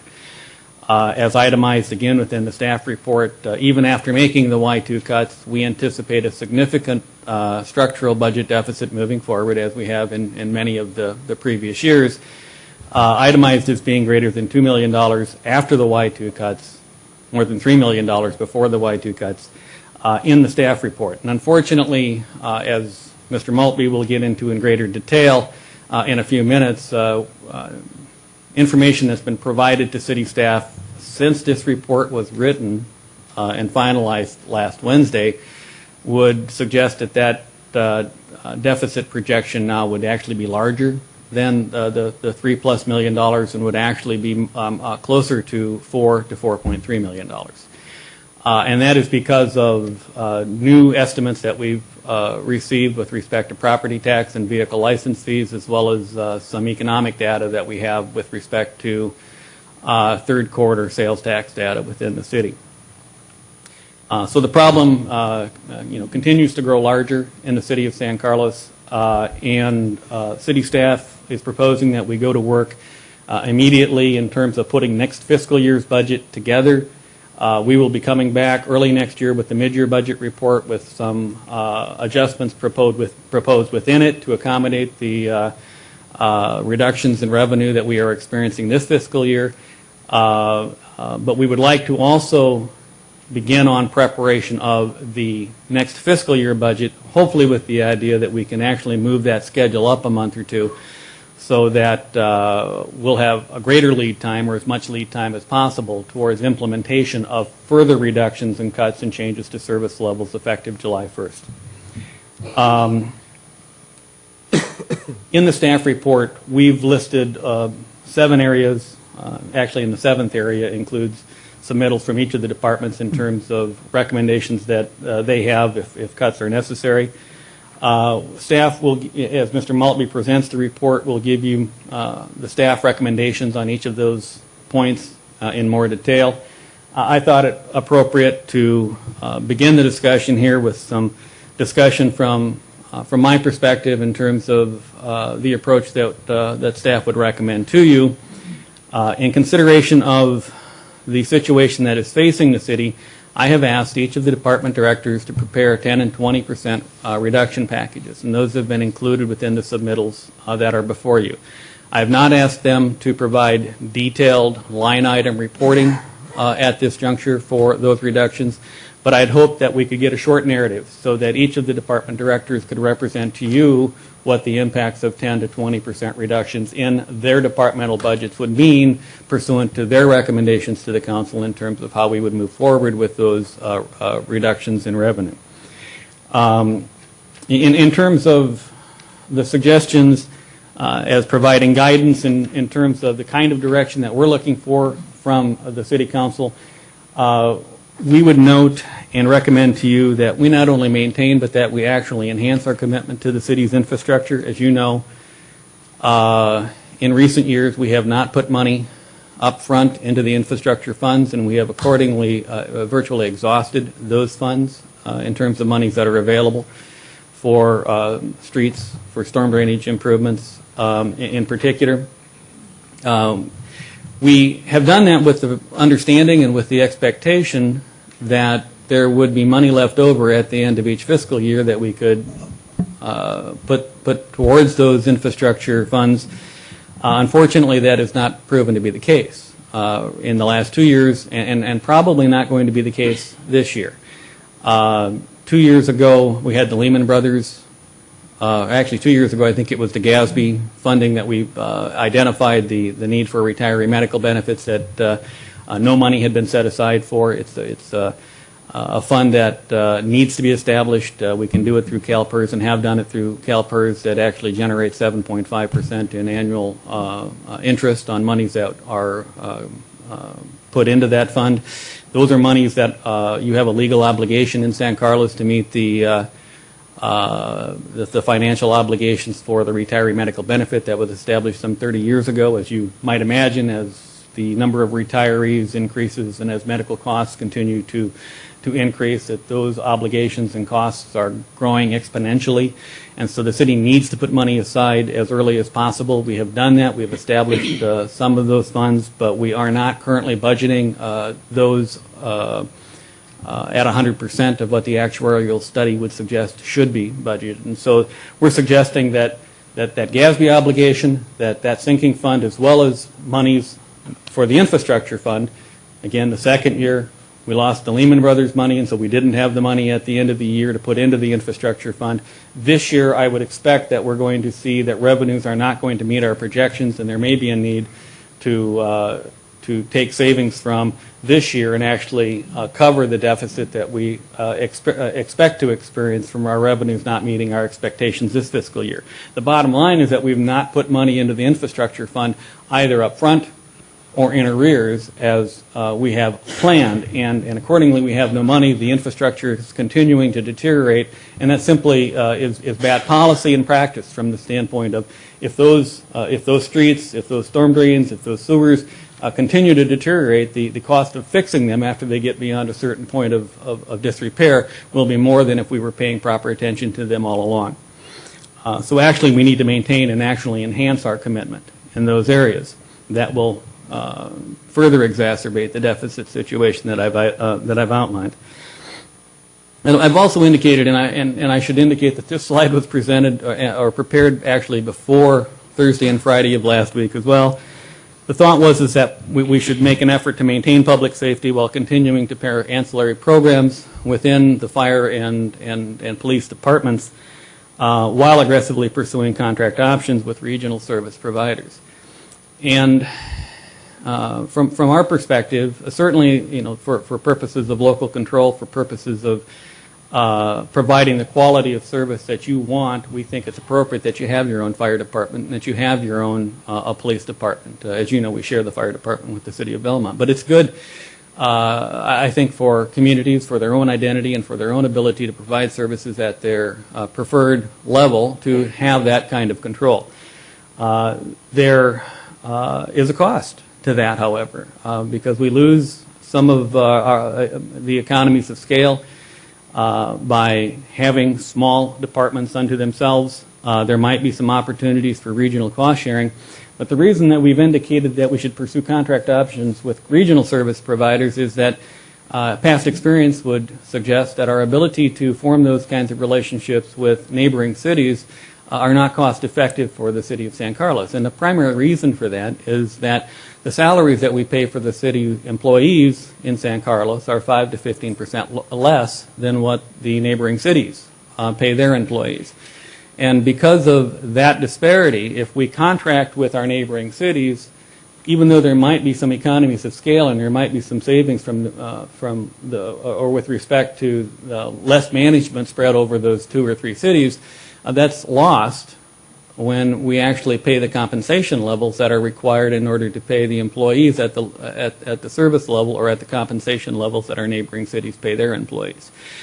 Accordingly, it's our thought that if we really want to realize the economies of scale, if we really want to realize the efficiencies that come with larger organizations, that we'll need to have discussions with regional service providers, and that would either be the state or the county. We would suggest that we continue to work with labor to redefine the compensation levels for municipal workers in a legally permissible manner. As this council knows, we have actively been involved with labor negotiations over the years to reduce and pair benefits. We've taken salaries from what at one point were average or striving to be average compensation levels to now I point to where the city's employees are 5 to 15% below the market for like cities in the area. Again, the benefits have been pared back beyond what for new employees, tiered in such a manner that for new employees, I think in a more aggressive manner than any other city that I'm aware of or familiar with. I think the employees and the city is to be commended for the efforts to do that in a constructive and proactive way. But obviously, given the city's financial situation, that work needs to continue. And that is indeed very much a part of our recommendation. And finally, because it is one of the last remaining and largest areas of our city's budget, and if we're going to enhance our infrastructure and if we're going to try and maintain public safety, unfortunately, the largest hit in terms of where budget impacts would come from this recommendation would be that we actually do close parks, facilities, and discontinue recreation programming and the support thereof as necessary to actually balance the budget. I'm softening my position a little bit on this recommendation today because of the new information that we had on Thursday and Friday. I'm not sure that this can be done in a responsible manner in 1 year, and that we might have to look at this over a 2-year period of time in terms of being able to redefine the scope of our services in an appropriate manner. But that generally outlines what the staff recommendation would be to you. As I indicated, Mr. Maltby will actually, when he goes through the report, get to page 11, will give you a more itemized and definitive recommendation from the city staff in a more specific manner consistent with the staff report. But I wanted to provide you with my thoughts in a more generic way as we begin the discussion of this report. With that, I'd like to introduce Mr. Maltby to walk us through the staff report. Thank you.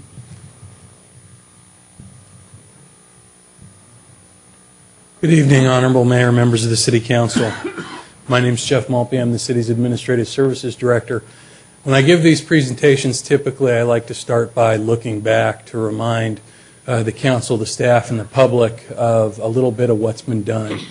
So we'll begin with this year's budget. When the council considered adopting the budget back in June, the city was facing a $2.4 million budget deficit. It was addressed through a few different options. The council cut $342,000 from its budget expenditures. It deferred for probably the 7th or 8th year in a row any direct funding of $1.1 million into the city's capital infrastructure fund. Transferred approximately half of the money out of the annual equipment replacement budget that primarily goes to replace rolling stock throughout the city in Public Works, Parks Maintenance, and the Police Department. And then utilized $675,000 in economic uncertainties reserves. All those things together brought this budget into balance. However, the council also recognized that the use of reserves would not be a sustainable approach.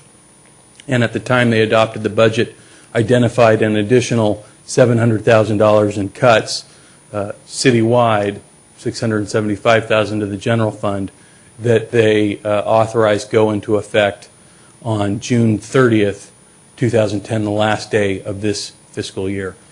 These are those cuts. They're across the board in every department. They include healthy cities, special needs, recreation superintendent position, administrative positions, employee events, planning hours, a building inspector position, maintenance position, in-house diversion coordinator, community service, reduction in the community service officer staffing, and reduction in youth center part-time staff. We've been at the budget cuts for a long time here, as many of you know. And each year it gets more and more difficult, and last year was, I think, the most difficult year we had had in a number of years in terms of the severity of the cuts, even though we weren't cutting as much, maybe dollar-wise, as we had cut in some previous years. They get more and more painful. It gets more and more raw. And I think that's only going to grow exponentially, beginning with what we're seeing on this list and what we see in the staff report as described by the department directors. Looking back a little further, one of the questions that I know you always get on the City Council and we always get on the staff is why does the city have the problem? You know, what's driving? And the answer includes a number of factors. And you have to go back a ways to get to some of them, because some of them start pretty far in the past.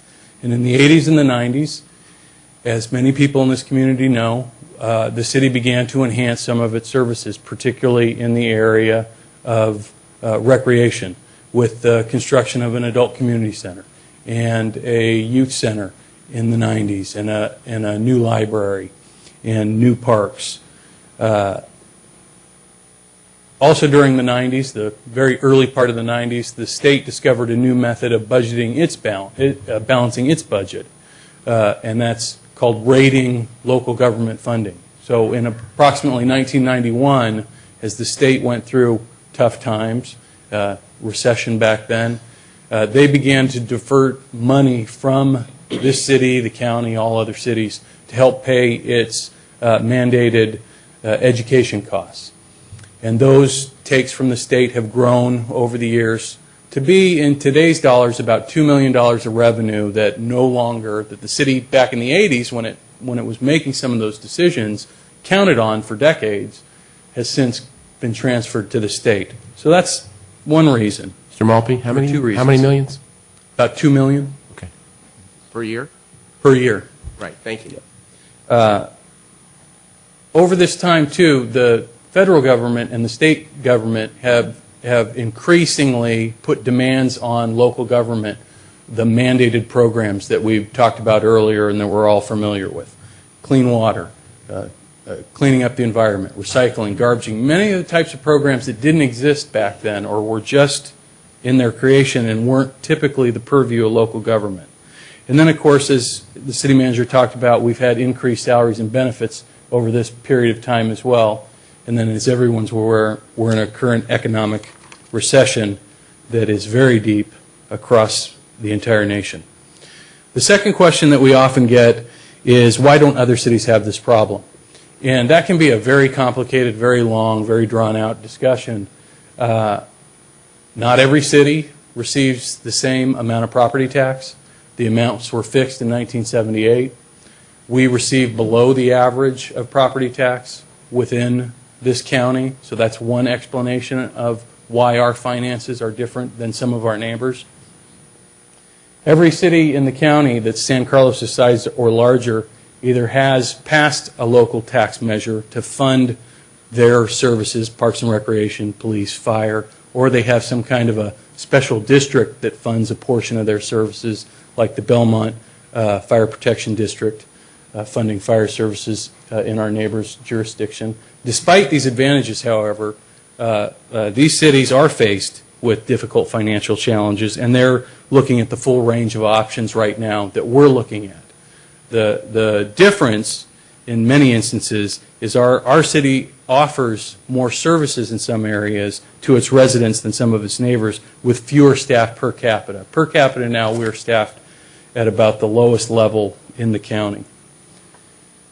Over the past 4 years, San Carlos's revenues have grown on average 3.7%, while its expenditures have grown approximately 5.9%.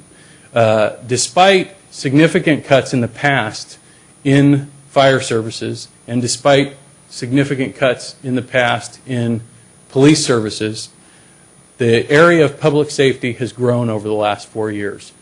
4 years ago, public safety represented 51% of the city's general fund budget and was about $1 million less than the amount the city received in property tax and sales tax.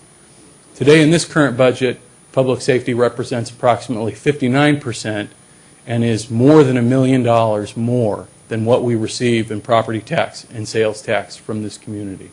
So it's grown as its share of the pie over the last 4 years. Revenues, as I said earlier, 3.7%. This gives you some indication. Sales taxes are down, property taxes are down, or property taxes have been up over 4 years. These are the numbers. As I understand, you're aware, we've had some changes, and I'll get into that in a minute. Those two areas, the TOT area, the vehicle in lieu, and possibly one other, are in extreme flux right now. And so those are going to be adjusting as we move through the budget process. And just one question as you go through that, those percentages are total over 4 years. They're not per annum. Correct. Correct. Okay. Through the chair, Mr. Malpe, in terms of the franchise tax, can you give just a very quick explanation of what that is? The franchise tax is the money that we're getting from, I believe, the transfer station and other areas like that. Okay. Oops. Go back here.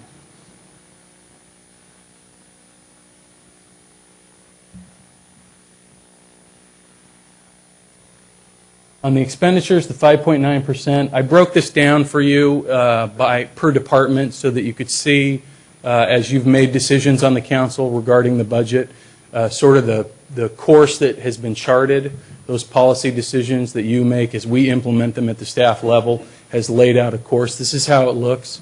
We've seen 8.6% growth in general governmental, which includes the council and the manager and the clerk and those types of functions. Administrative services, which are the finance and the HR and the IT, have been reduced dramatically, starting with sort of a major reorganization 4 years ago of those functions. Community development has grown a small amount over that time. Fire has grown at a much faster pace. This, however, includes the fire funding formula. So some of the costs of the overall department haven't grown that much, but as San Carlos has taken on more of its share of that cost, our costs have gone up over that time period. Police about 20%, Public Works has come down 20%, Parks and Recreation down 3%, and capital outlay has been reduced to a very, very low level in this city. Despite those efforts, the expenditures have grown by nearly 6%. Through the chair. Yes. Mr. Malpe, just doing a quick back of the envelope, I just wanted to get a fact check. If safety was taken out, we've got a negative 18% growth in expenditures? If safety was taken out, well, I mean, I don't have the envelope. So, okay, but, just checking. Yeah. I have that minus 11%. Okay, thank you. Okay. 11% all others other than safety, negative 11 for 4 years. Yeah, it sounds about right when you figure in the scale of the entire city and public safety.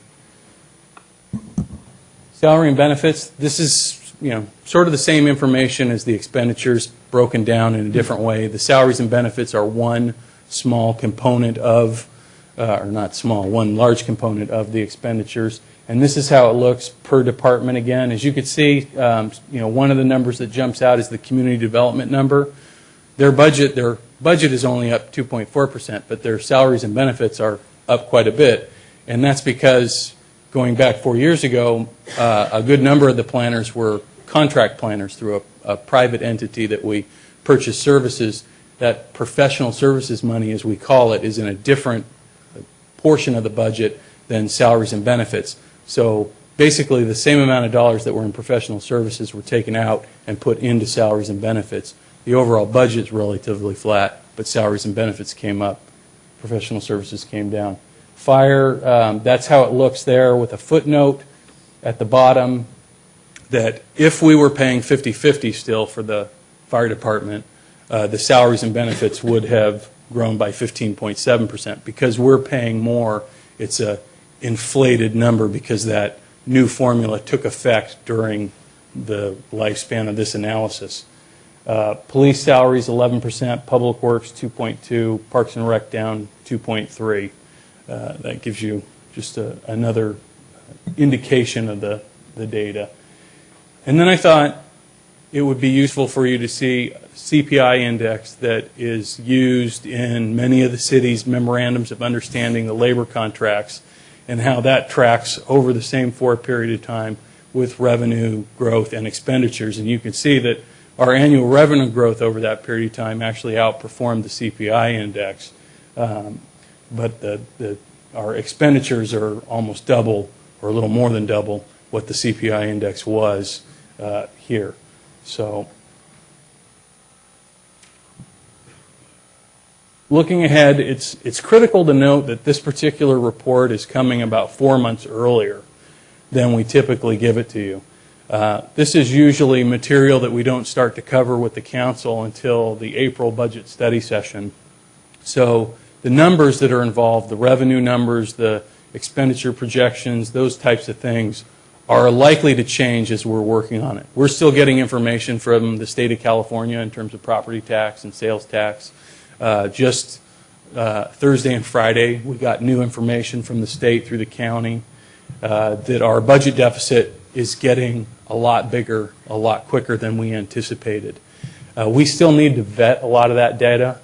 We have just preliminary numbers right now. We need to understand what's happening with our sales tax and why, to know if it's an anomaly or we can expect catch-up payments from a business in the future, or if we've lost a certain business, or if it's a specific category of business that is being impacted, or there are reasons why we should project differently our sales tax revenue in the future.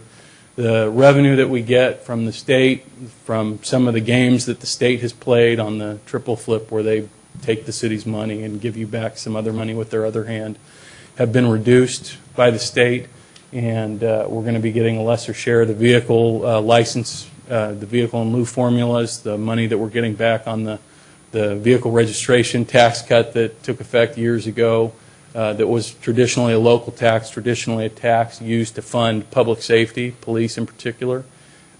We've been getting a backfill on that. That's being reduced. Those are the major factors driving this increase in terms of the city's deficit. Like I say, Thursday and Friday were very bad days in administration here, where we learned that our deficit likely next year will be about $1.2 million higher than we thought. So about $3.6 million after the Y2 cuts, $4.3 million before the Y2 cuts.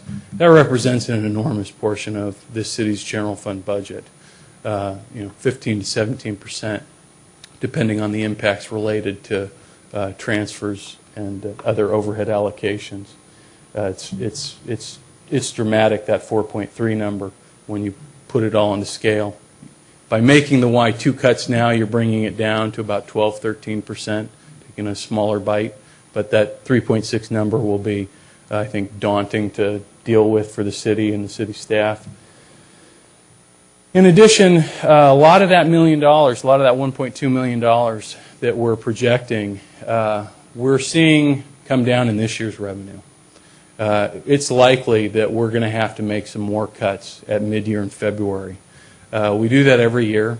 We take a look at February in the formal mid-year where we bring to you. Typically the adjustments are small in nature, accepting some more money here or putting a little more money there and making adjustments. This year it looks like it's going to be more significant. We'll know more in January when we get the final reports from the county and our tax consultants on how the revenue's shaking out. and then we'll come forward with some recommendations about how to proceed. So solutions, a budget deficit this large is going to require all the solutions. There's not one area or the other that really has the capacity to deal with a budget deficit this large. So we built into the staff report a number of areas.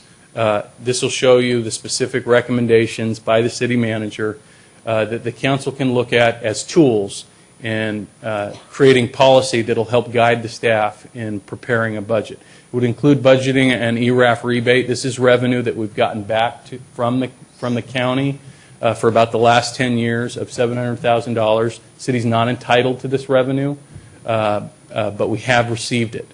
So one possibility would be, and we're recommending, although hesitantly recommending that you do this, that you could budget it. The downside is, if the revenue doesn't come in by mid-year of next year's budget, you're going to have to make some emergency cuts or use some reserves for the balance of that fiscal year before you can address the new deficit.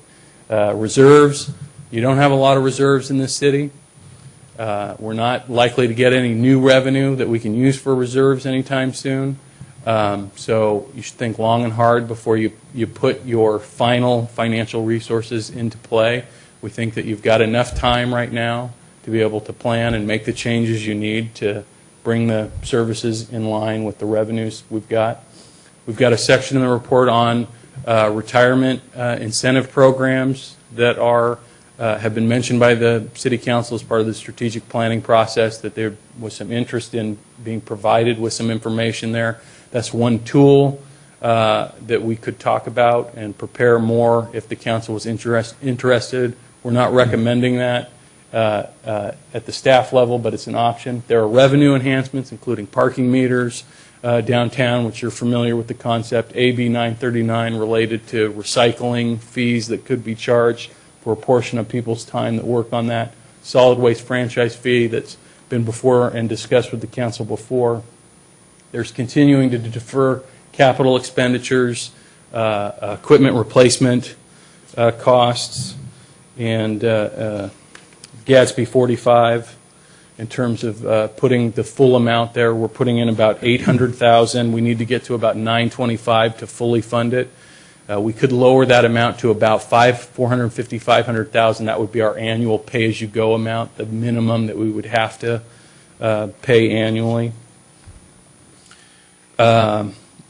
There's the concept of consolidating areas that have been discussed. Of course, fire has been consolidated once already, and it's an area that the council in the past has spent a lot of time discussing further consolidations. There are police consolidations, maintenance consolidations, IT, payroll is one that's actually part of the Y2 cuts, sort of triggers a contracting out of the city's payroll function to the private sector. There are those kinds of options that we would be looking for direction from the city council. Those are, many of them take a lot of time to prepare. It's unlikely that they would be ready for July 1st start date for the next fiscal year. There are the program service reductions as outlined by the department directors. I'm not going to get into all those impacts because they're so lengthy and diverse in nature. You've had a chance to read and review them. The staff report's available to the public. And then there's the salary and benefit reductions. There are legal processes related to the area of labor relations, and the council has previously directed staff to go back and begin discussions with all of its labor units. We've done that. We've had a budget-related meeting with the two AFSCME groups and the confidential group. We had a meeting last week with Teamsters. I think management's getting a meeting scheduled. We've got another meeting scheduled with AFSCME next week. So that process is moving forward as the council has requested.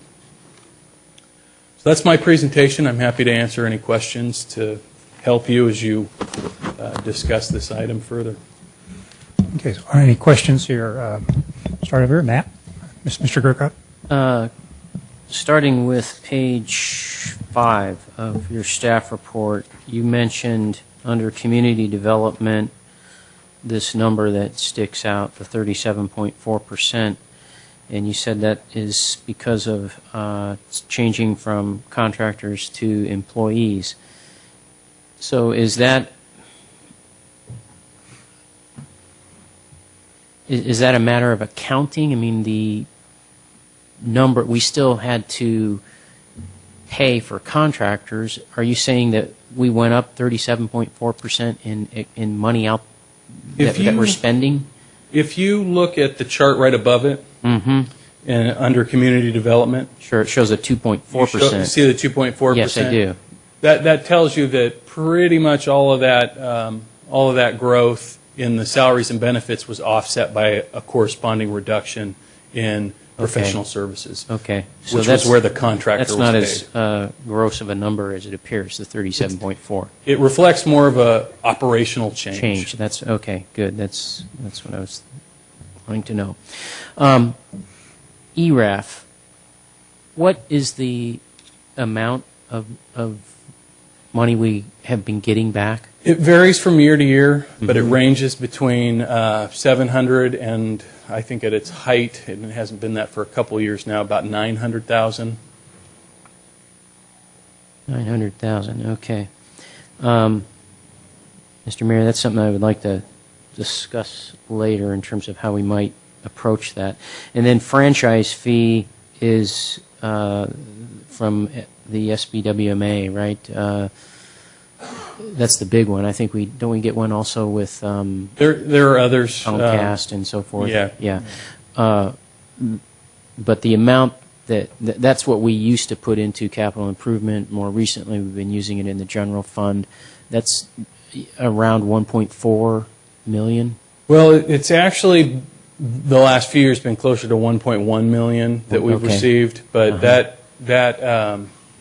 arrangement has recently been sort of renegotiated, right? And there are some new metrics involved, so it may go up in the future. Okay. But the transfers.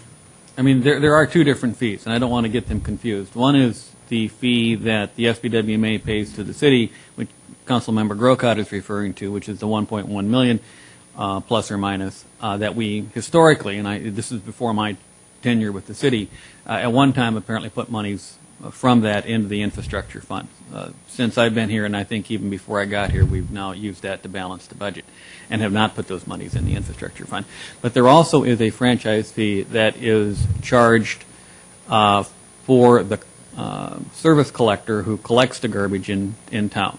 And last year we recommended that be increased from 5 to 8 or 5 to 10%. The council raised it from 5 to 8. So one of the suggestions here is that we go back and revisit that franchise fee and raise it, to be comparable to what our neighboring cities. 5 to 8, what? 5 to 8% on top of what the base Can you garbage give us rate dollar is. amounts, though, instead of percentages? Each percent is it 50,000? Yeah, 50,000, something like that. Okay, so total that up for me, please.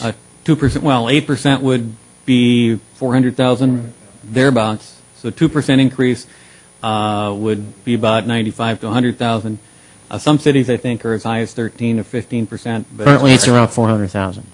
I would Without think that's changing the a fee. ballpark figure. Ballpark, yeah. Okay, let's stick with that for right now. Let's not get too confusing up here. Okay, thank you. And then give us a little brief on, I know I've read some material recently about AB 939, but can you give us a little short? I think I'd actually refer that question over to Brian Mora, the Assistant City Manager. All right. To Give us a answer- brief on 939, real short. Sure. AB 939 is the requirement to have 50% or more recycling. In some cities, what they do is they charge administrative time, such as we do. We charge $20,000, a portion of my time, for AB 939. Some other cities are much more aggressive. For example, in the city of Belmont, the AB 939 charge is $400,000 a year. In San Mateo, it's $900,000 per year. That's both for... It goes into the, excuse me, Mr. Moore, Sure. So then that goes into the garbage rate. Right. It does go in the garbage rate, and it goes into the city general fund. In some cases, it's full-time staff, like a recycling manager. In other cases, it would be to recoup more time. And as the city manager alluded to, one of the other proposals that we'll talk to you about at your next meeting is the potential of recouping the city manager's time and his admin time under that banner, again, to be more accurate in terms of our effort and to, again, put more money in the general fund. Okay, so it's a fee that goes into the garbage rates. It's there now, correct? Right, it would be an expansion. Well, excuse me. AB 939 is not there now. Is not Well, the only thing that we charge today under AB 939 is a portion of my time, roughly $20,000. But as I indicated, that's dramatically less than what you're seeing in some of your neighboring cities, where their charge is not $20,000; it's more like $400,000 to $900,000 per year. Much different. And Mr. Maltby, the recommendation in the staff report is perhaps, as Mr. Moore is talking about, to increase it? It would be to increase it, but I can't tell you today to what, because we're going to have to study, and we can only charge what our real costs are. Right. So we're going to have to understand what would qualify under that category of fee to be charged back through the rates. Plus, a comment to the rest of the council is the letter I'm referring to is talking about a 7% increase coming real soon. Part of that, about 1% of it, because of the counties charging us for Ox Mountain landfill. So we have to be mindful of that, is my comment. Okay, thank you. Those are my questions. Councilmember Griselli, any questions? I just had a quick question, maybe Mr. Weiss or Mr. Balby. You indicated that salaries or compensation, I believe is the word you used, was approximately 5 to 15% less. And if we had a merger or more regionalization, we wouldn't necessarily pick up anything, because of the fact that our compensation is less. Does that take into account PERS? Because and again, maybe I'm wrong here, correct me please, and I could be wrong. If we have a larger group, if we take 20 people and then make it 40 or 50 people, wouldn't our PERS rates go down?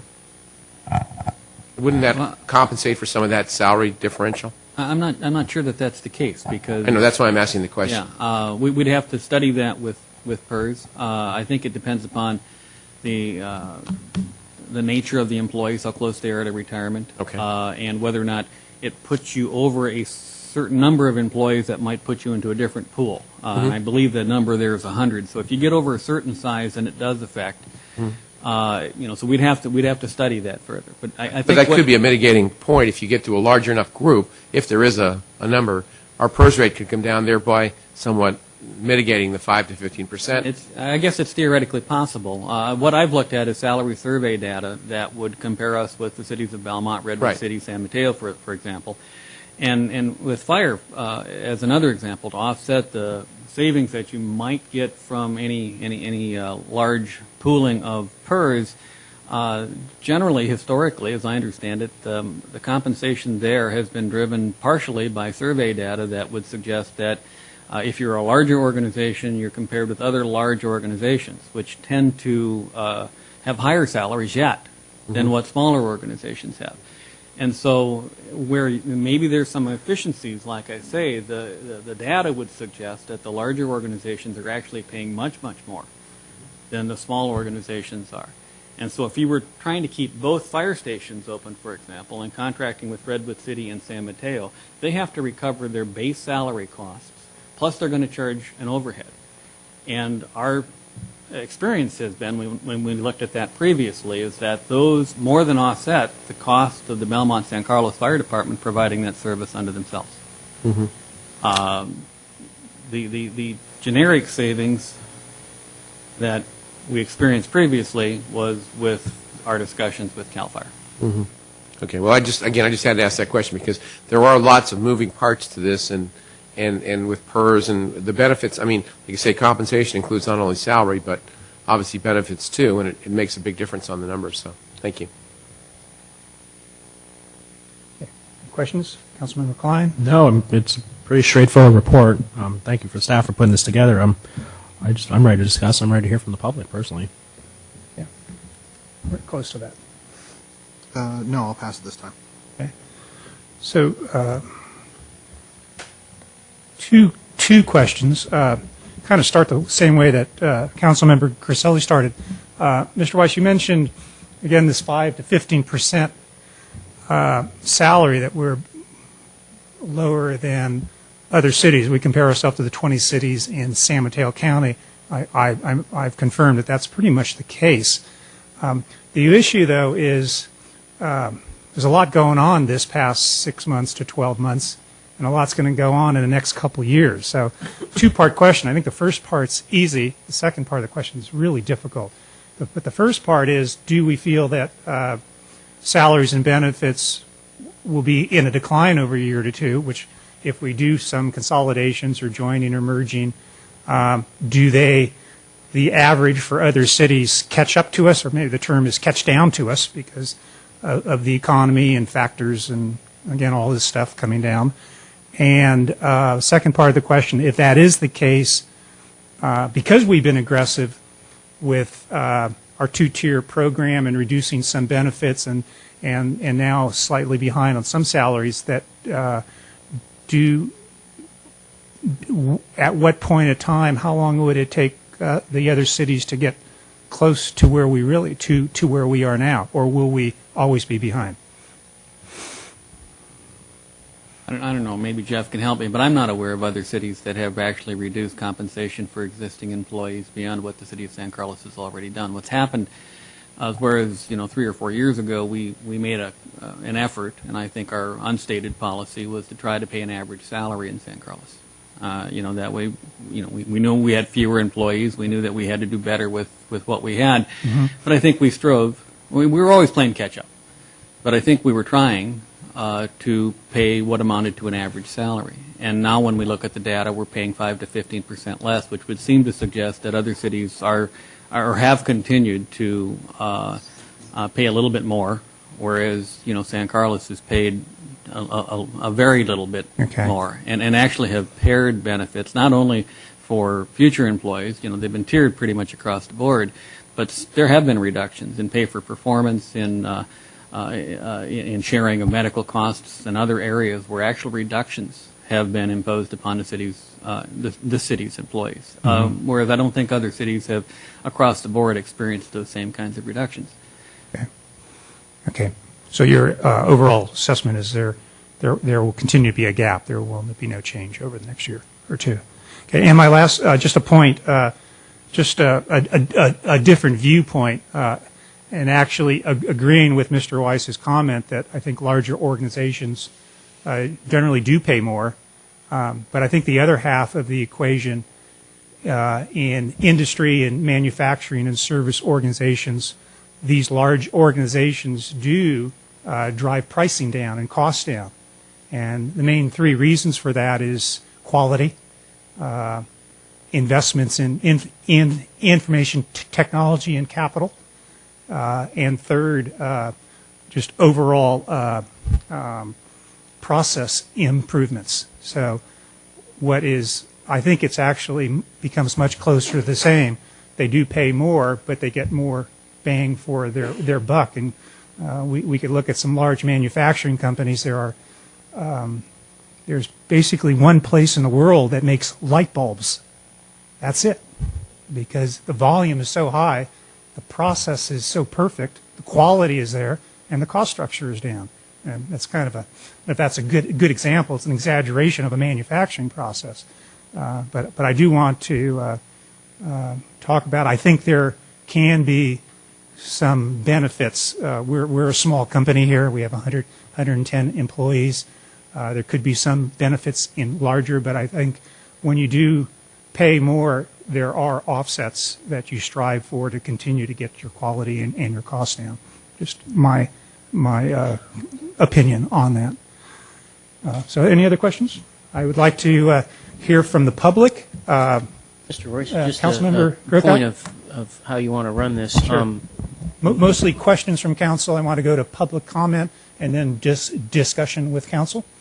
But so just in terms of your process, I do have one question. When we look at the Y2, might we be able to ask questions of even department heads? And when do you want, if so, when can we do that? Yeah, can we get through public comment first? And sure. Yeah, I'm just... Call them up one time? That'd be good. Yeah, ask for your order. Yeah, thank you. Great. So, again, I have 4 speaker cards.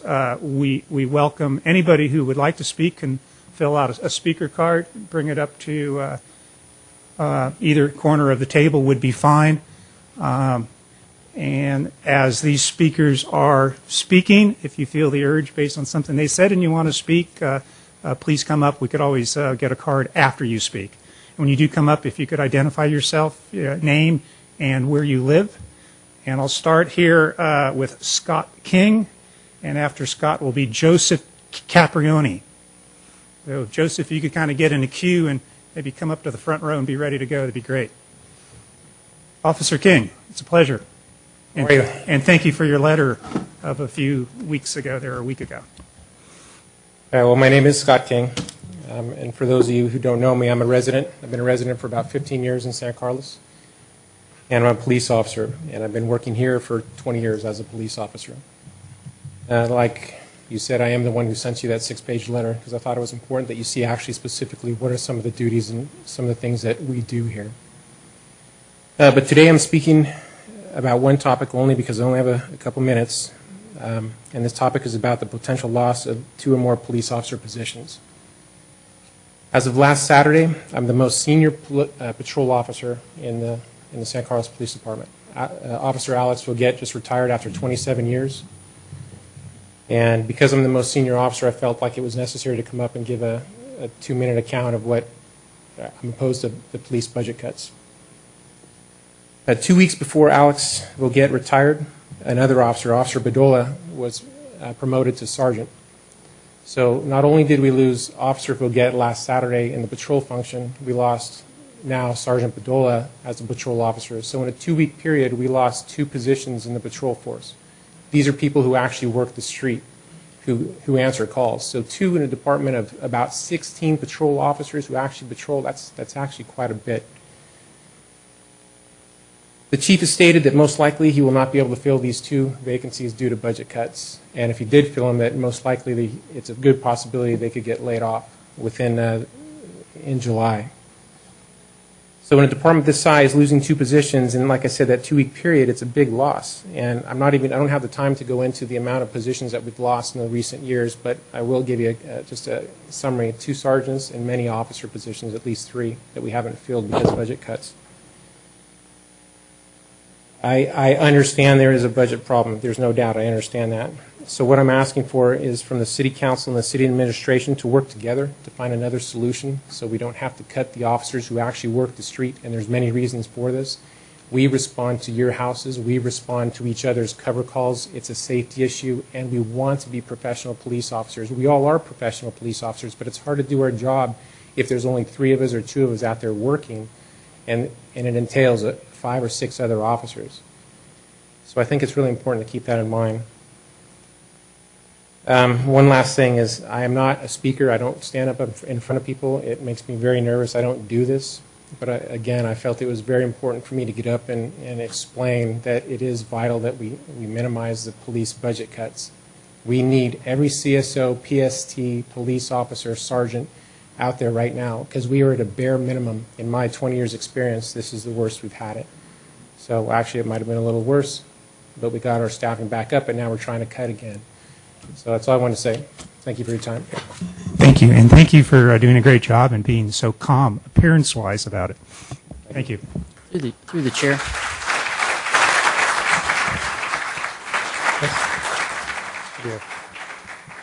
Through the chair. I just want to make note that I've heard from a couple of council members about this letter. I have not received it, so if I could get a copy of that, City Clerk. Yeah, I'll put an action item. I have a copy. I'll forward that to you tomorrow. I think it's because it came as a doc form, and yeah, perhaps. Yeah, it was an attached file, so you may not have seen that, but yeah. I'll forward that to you. Okay. So, Joseph, your turn, and queued up, we have Gilbert Granado. Thank you. Gilbert. Council, Mayor, I've whittled on this to try and keep it down to 2 minutes, so bear with me. Actually, I'm going, there's 4 speaker cards. Okay. You need to go a little longer. If you start repeating yourself, I'll stop you, but take your time and do a good job. My name is Joe Caprioni. Some of you know who I am and where I'm coming from. I've owned in this city for over 25 years. The facts I'm about to present are well known and some already stated. This city is in the red for over $2.5 million. We don't have hotels, auto dealerships, big box stores other than Home Depot to draw tax dollars from. Sales and property values are down, so less money there. The hospital project is on hold. 2 major companies are leaving. The state is readying our coffers to fill their own. We are one of a few cities in the entire Bay Area that doesn't have a utility tax. We don't even have parking meters. All these leading to reduced tax bases. The city is being sued by baykeepers because of sewer overflows, and state and federal governments are mandating more stringent regulations on both sewer and storm, which will require more manpower and more equipment. The statement was made that employees make too much. The city has requested the unions to consider opening contracts to make cuts to wages and benefits. Maintenance workers who basically take care of this city make less than the average of the cities around us and do it with a lot less manpower. Belmont and Foster City, for example, have the same population yet have 2 to 3 times the manpower that we do. Cuts have been made for the last 10 years, and more are coming. Streetlights turned off, senior and youth centers closed, special needs programs shut down, all due to lack of money. Demands of these citizens in this town are great, but because of budget cuts, many of their requests will have to be turned down.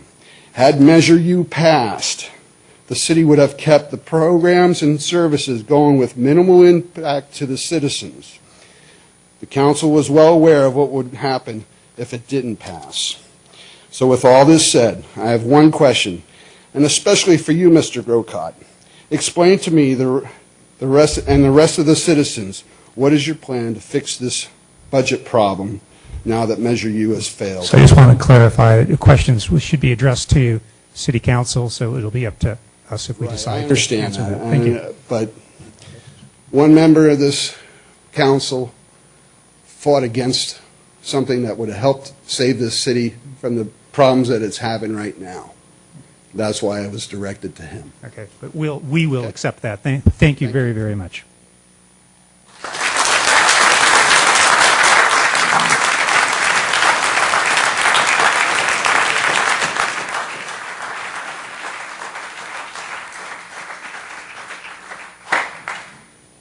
Gil, please. Mayor Royce, council members, I'm Gil Granado. I'm the president of the Police Officers Association. I represent the majority of the back 2 rows of this room of officers that give every day of their lives to the safety of the citizens. I'm here to just say a few words on behalf of the anticipated budget cuts that we'll be forced to make in the near future. It's not an easy job, and I don't envy you for it. In response to show a 10% reduction, the chief is showing the loss of 4 additional officers. That is correct. I did say additional because we have lost 8 in the last 10 years. I am here to specifically point out that the men and women police officers in San Carlos cannot endure any more cuts without endangering their safety or the safety of the citizens of San Carlos. In the words of Councilman Lewis, spoken about an hour ago, it is your job to protect and provide. Just to explain a little bit more detail about what we do, at a routine domestic disturbance call, if you can call them routine, it takes a minimum of at least 3 officers to 4 officers to handle the call once the scene is secure. We initially respond whoever is available when the safety of the combatants and the responding officers is at stake. At an average accident on El Camino Real, it can take at least 3 officers to handle the call. 1 to gather information for the report and check for injuries, 2 to call for first aid, traffic control, call tow trucks, or even begin measurements to reconstruct the scene. At an average disturbing the peace call, it takes at least 3 officers to handle the call. 2 to evaluate and take someone into custody if necessary, and 1 more officer to discourage others from joining in. At an average medical emergency where police officers are summoned, it takes at least 2 officers to handle the call. 1 to render first aid and provide assistance, and the 2nd to comfort family members and keep them from unknowingly interfering with life-saving efforts. At an average traffic stop, to investigate a suspected drunk driver, it usually takes 2 officers to conduct the investigation and make an arrest if necessary. Pile a couple of friends in the drunk driver's car, we might even have 3 or 4 officers there for our own safety.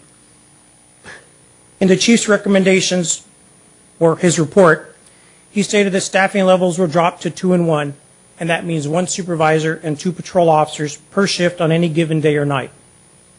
Based on what we have just explained about our staffing needs to handle everyday calls, you can see that we will only be able to handle 1 in-progress call at a time. If we are at a combative shoplifter in custody at Best Buy, that means everything west of Industrial is not being policed. If a domestic call in White Oaks or an accident in El Camino occurs at the same time, we will either have to call for mutual aid or be forced to make decisions that could in the long run get someone hurt, such as leaving 1 officer with a combative suspect, cuffed or not. These are decisions that we have been forced to make in the past because all our officers were tied up. But to make staffing decisions that will expose our officers to this on a daily basis is not the answer. I know that we could have 10 officers on duty on some days or nights, and it would not be enough. What I am talking about is exposure as a matter of doing business every day or night. About a year ago, I stood in front of you talking about the character, will, and work ethic of the officers of San Carlos. Not only the officers, but the entire staff, the records clerks, the command staff, everybody that works, and even the volunteers. At that time, I stated that we really didn't fear any more cuts because there really isn't anything left to cut.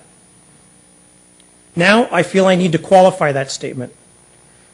To be able to be required to give the public services safety in a safe manner to the citizens, there is nothing left to cut.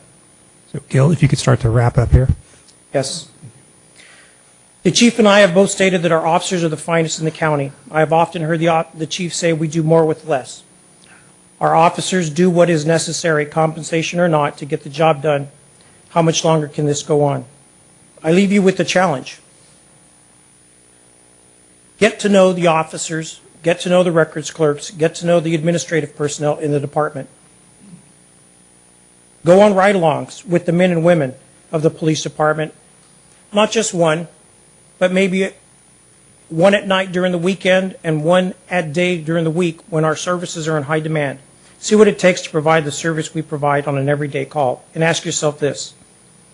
Could this officer safely handle this call by themselves? If I was this police officer and something went wrong and I was in a fight for my life, would I want my help coming from a few blocks away or from Redwood City or Belmont after looking up my location on a map? Thank you for your time. Thank you very much.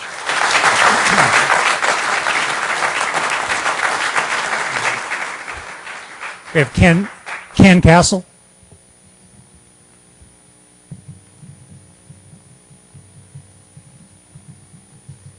And Ken, just what I'm trying to be fair, other people have had about 3.5 minutes there. So. I appreciate that. Thank you very much. Mayor Royce and City Council, welcome new council member Andy Klein. Great to have you aboard.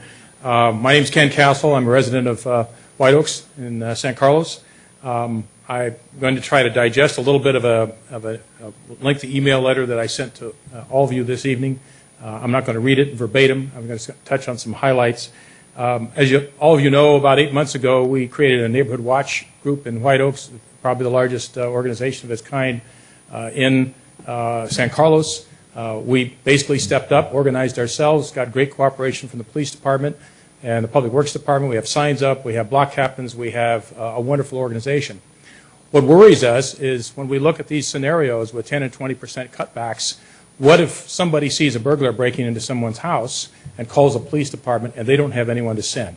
What good is a neighborhood watch if we don't have the kind of response and the kind of staffing that is necessary to help us? We've stepped up. We've done our part. It's time for the city to do its part and make sure that we don't have any more cutbacks. One of the things that was curious to me as people joined our neighborhood watch is why did they vote against Measure U? As you know, I worked for Measure U. The answer that I got was that not that they disbelieved in or didn't support the police and fire departments, but that they believed the city had basically spent too much on other kinds of services, all the ones that have been talked about, parks and recreation, youth center, and so forth, and that they shouldn't be asked to be approving tax measures for what should be a given, what should be the very bedrock or foundation of city government, which is to provide people with health and safety. So they didn't feel they should be passing taxes for that. They felt that money should come out of the general fund, and the other types of services should be put up for votes, should be justifying their existence because they are nice to haves and not need to haves. The discussion that I think this council should have is a philosophical one. What are the important issues, the vital services that we must have, beyond which we cannot cut? And we've cut so much in police and fire.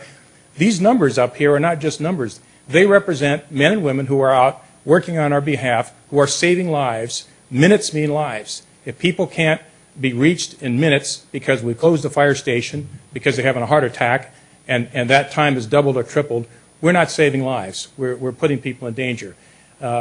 Property, same thing. So I think we have to look very carefully at what's behind these numbers and what are the challenges that are facing us logistically. That said, I want to offer a few ideas, and you can look at my letter more extensively for things. I'd like to see us not cut if we can. I'd like to see us look at some other revenue opportunities if we can.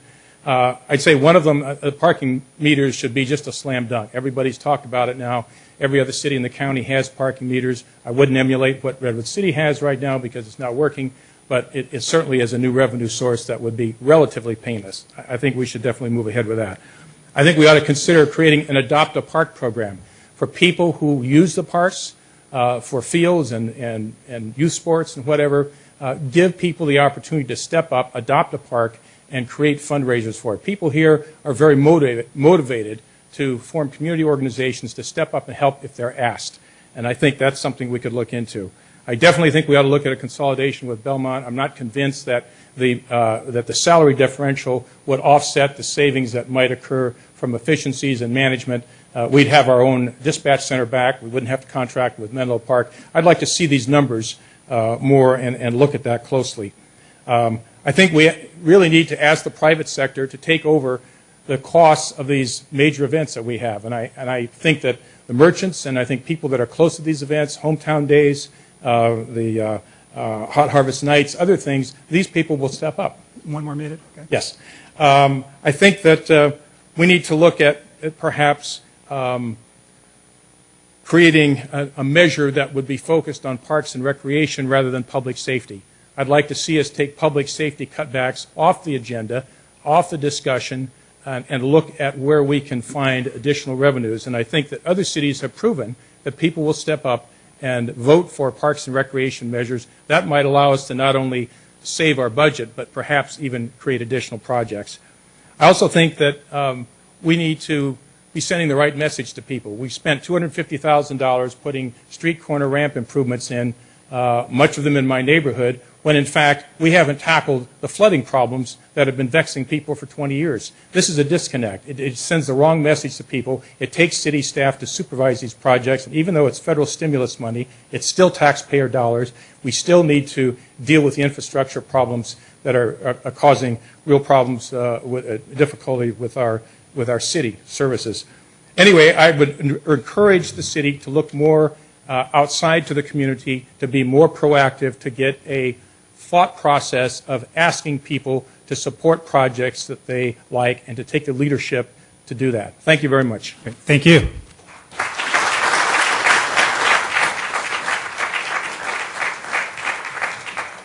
I would like to welcome anybody else who would like to speak on 12A. Anybody? Going, gone? Okay. A motion to close the public comment? Actually, I don't think we Don't need it. We don't need it? I don't think on this one. It's not a public hearing, technically. Okay. Thank you. Okay. So, gentlemen, who'd like to go first here? Well, Mr. Mayor, I have a question. So since we are going to take part one first, we're only going to discuss part two first, right? By the way, yeah, let me go through that. Exactly. Public comment was about the entire 12A. Let's first tackle. Okay, so I would actually like to go last since I wasn't in that room and I didn't make these discussions. I'd like to hear the other council members chime in on why these are the cuts that are right here. This is when I would like to ask a question. Sure, please do. Because questions or comments can be taken. All right. One of the potential cuts is for a full-time building inspector, and I'd like to hear from the either the chief building official or I suppose the community development director on that item. I'd like to know where permits are right now, and then also I think there's a question here that I think we could discuss, but I want to hear from staff what their opinion is. I know what I'm seeing in my industry, which relates to this, to community development. That's the kind of work I'm in, you might say. And while from about October of last year until just recently, I had 0 new contracts. That's the way business was. Now I've seen a slight uptick in both interest and then closing some contracts.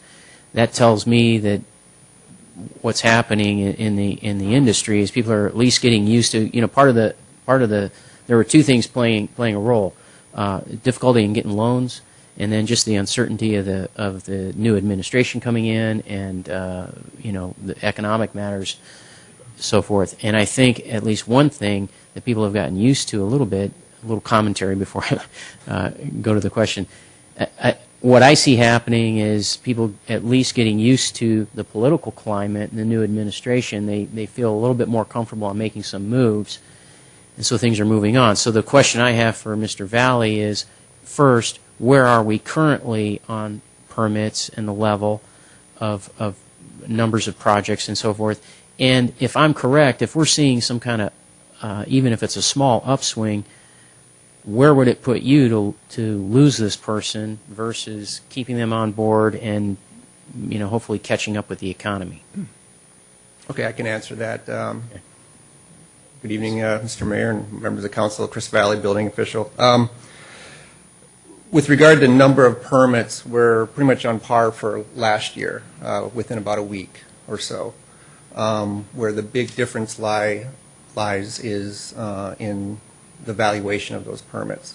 We're approximately 30 to 40% less in valuation, which of course equates to fewer permit fees coming in. So that's where we're at with regard to permits. And then the second part of the question is, if we do see an uptick in folks coming in for permits and business activity, where does it put you to lose this person? The argument would be that there's still work coming in, and we would be minus 1 person to still perform that work. And so what I have proposed with that position leaving would have been, or is, I should say, to reduce our service counter hours in half, at least, such that we can continue to perform inspections out in the field, address code enforcement, however, with the emphasis on life safety, and still be able to perform inspections in a timely manner, comparatively speaking to other cities. But the big impact would be, people walking into the city hall, architects, designers, and so forth, and noticing that we're closed. So that's kind of my synopsis of losing 1 person. Okay. Anything else you'd like to add to that, or no? Unless you have other questions, No. since I'm here, I'll be happy to answer them. That's it for me. Okay. Thank you. Mr. Valley. Any other questions, or would you like to start with Well, comments or I'll general discussion? Yes, since I've in the midst of speaking here or asking questions, regards to that position, I think if we were to cut it, we'd be cutting off our nose to spite our face, as they say, because if there is an uptick, one of the things we want is economic development. We want, if you drive around on the east side, which I've been, because of some projects, doing a little bit of, you see empty businesses, you see signs up for these leases and so forth. And when companies do want to come in and get going, if they, like one of the projects I worked on recently, the guy had multiple offers on properties, one here in San Carlos, one in another place. If we fall behind, if we give companies a difficulty in their permit process, then all we're going to have is empty buildings. And that's going to hurt us in the long run and in the short run. So this particular position, I have difficulty with cutting because if we do, like I say, it's gonna hurt us down the road. And I think both in somewhat an immediate time frame and then also in the future, it's not what we need to be doing. And if we need to find some other position to take care of, then that's what we got to do, I think. So we have 13 items here. I think to kind of organize it, I'd like to just get a poll. Is there any support about what Councilman Grocott is talking about here, that we should pursue making an adjustment and eliminating this elimination, basically taking this off the list? Do I hear any support here? Well, this is my issue because we're talking about $706,000. So this is on the the building inspector. Yeah, on the building inspector and in general. So we save it now. Now we have $3.6 million next. I mean, like, really, are we actually going to save this position, or are we going to save it tonight, and come February we're going to cut it anyways? Because, I mean, we are talking only $700,000 when the whole is now, we've been told, $3.6 million. So we save it now in this round, 2 months later we cut it. I mean, it just seems, that's exactly why I wanted to have the discussion first. It just seems kind of backwards that anything that we take off of this list is just going to be on the next list. Okay. So I'm interpreting by faces here and comment that you're the sole person on support of this change. So I don't see any other support. So are there other items from Councilmember Grocott? And before we move on to Councilmember Griselli, anything else? On this list, that's Anything that's else? the thing that no. That's the main item. Yeah, Okay. That's the main item. And we could come back if there's other items as we go through this. No, I mean, I empathize with Councilmember Grocott. I mean, but I also sort of agree with Councilmember Klein in that if it's not this 131, and as you mentioned, some other position, and that's all well and good, what other position would that be? And what other department? And I don't mean to put you on the spot there. It's just a rhetorical question. I'm not asking you to answer it. It's got to come from somewhere. We have Hobson's choices here. This is just the beginning. We've got, as Mr. Weiss said, if he estimates it properly, it's actually 4.2, less the 7, or 3.5, 3.6, throw a number out, 15% of our budget. I don't know. I don't want to cut. I appreciate the economic development that you mentioned, but I also appreciate some of the park and recreation programs that we're going to be voting on tonight. And we just had 4 speakers speak about public safety. There's only so many, the lines up there as we have in our report, there's 6, 7, 8, 9, 10 lines. Got to come from somewhere. We can't just automatically, the revenue side isn't there. And it will not be there for at least, in my opinion, 2 years. So for the next couple of years, this is all we're going to do every night, or every budget process. We're going to just sit here and try to figure out which of these bad choices, and literally they are bad choices, are we going to have to make. And that's why I can't. If you jigger this side, then you're going to have to jigger something else on the other side, and I don't know where that's going to be. So we talked about this last spring. And nobody was thrilled about it then. I think some of us were hopeful that we never have to come to this point. Excuse me. But we're here, and I'm fully prepared to vote for this with, just biting my tongue as I go along. But this is just one step that we have to go. And as Mr. Klein said, this is just in February, March, we're going to have three times. We're going to have 5 times the number of things on a piece of paper that we're going to have to try to figure out. So it's just I don't see an upside for this one. Any other thoughts on the other 12 items there, or anything at all? No. Okay. Why don't we save Andy? Why don't we go with you? Mr. Mayor, I had actually moved back when we had tried to, when we did pass this budget, to eliminate Y2 immediately. That would be my motion tonight with a single caveat. The special needs program is $11,300. My understanding is that specific program is unique, is working toward their own self-funding, and is counting on that money to get them to the point so that they can be independently funded.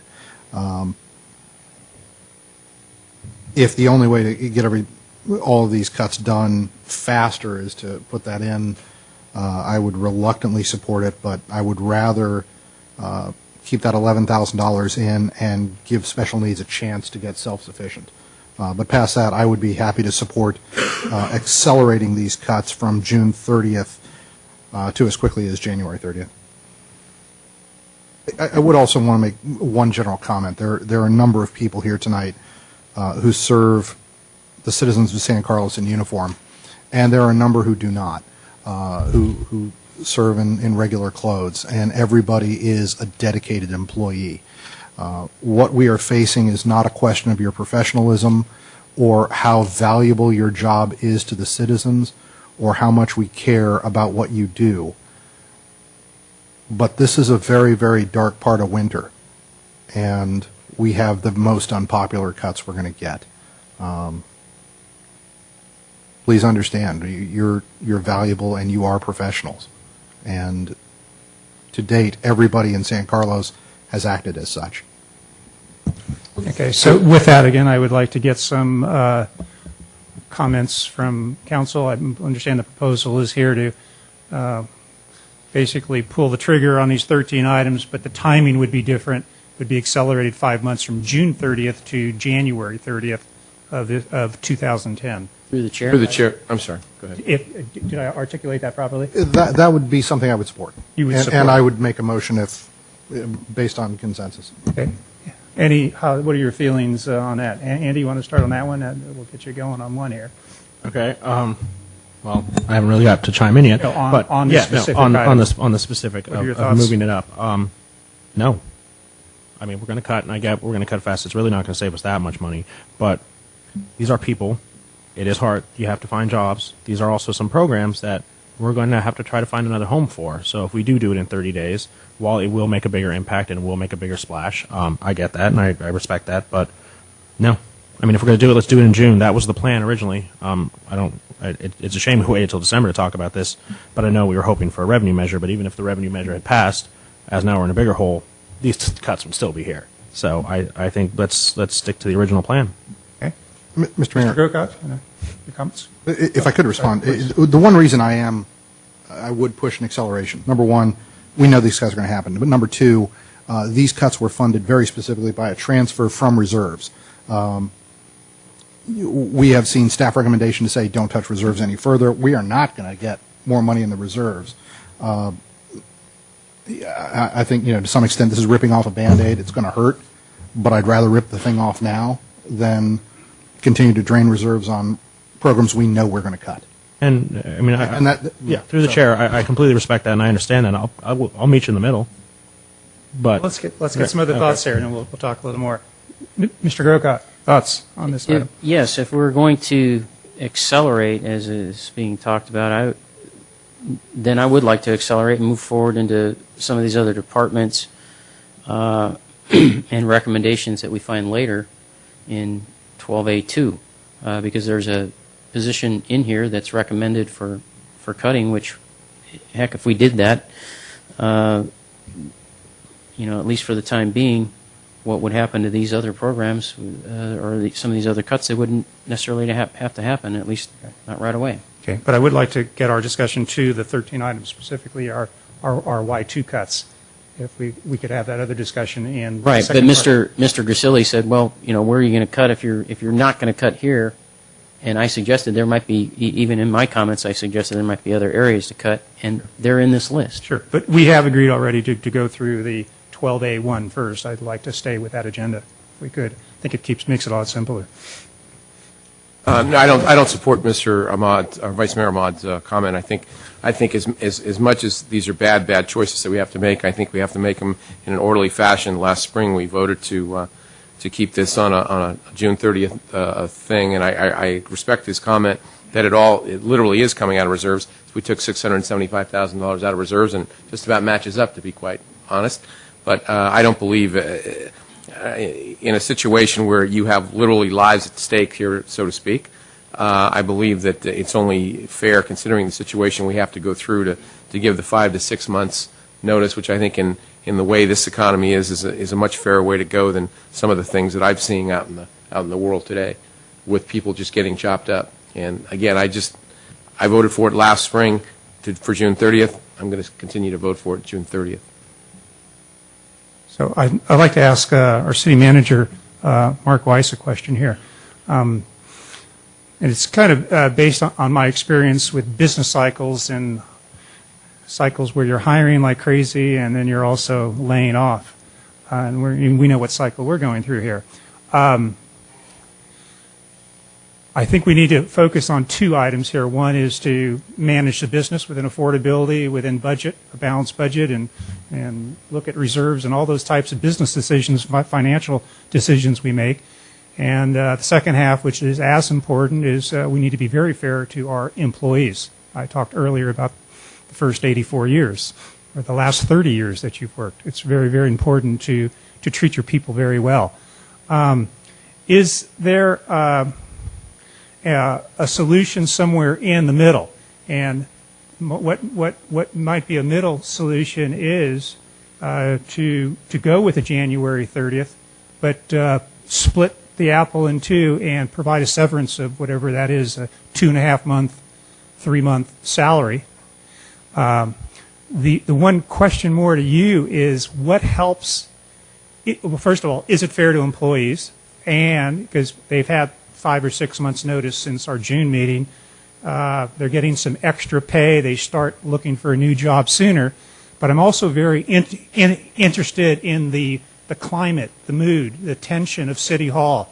If you have 5 park and rec director, no, we don't have 5 directors, sorry.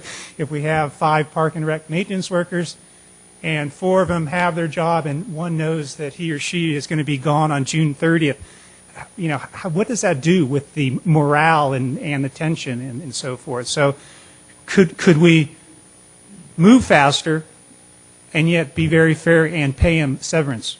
Does that help the climate in City Hall? And I have no idea how that would impact that. What are your thoughts?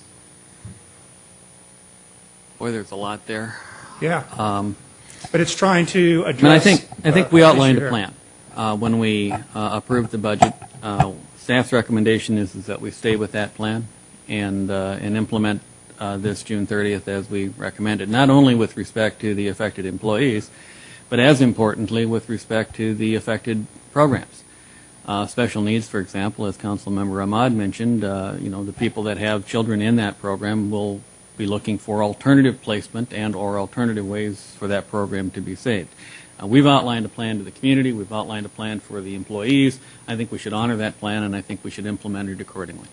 Now, the next question that I heard relates to retirement incentives. That is another option that we're looking for direction from the City Council. Staff is not recommending. Okay, so I'm not speaking about any retirement incentive. I'm just speaking of a severance pay, 2.5 months severance pay, splitting the difference between June 30th and January 30th. I mean, I think they're somewhat similar in terms of potential value and might set precedent with respect to how we would work with all employees moving forward.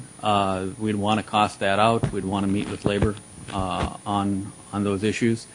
I don't think it's something that the council tonight would want to take formal action on without it having additional information. Okay. And my question then about the last part was how does it impact the people business in City Hall?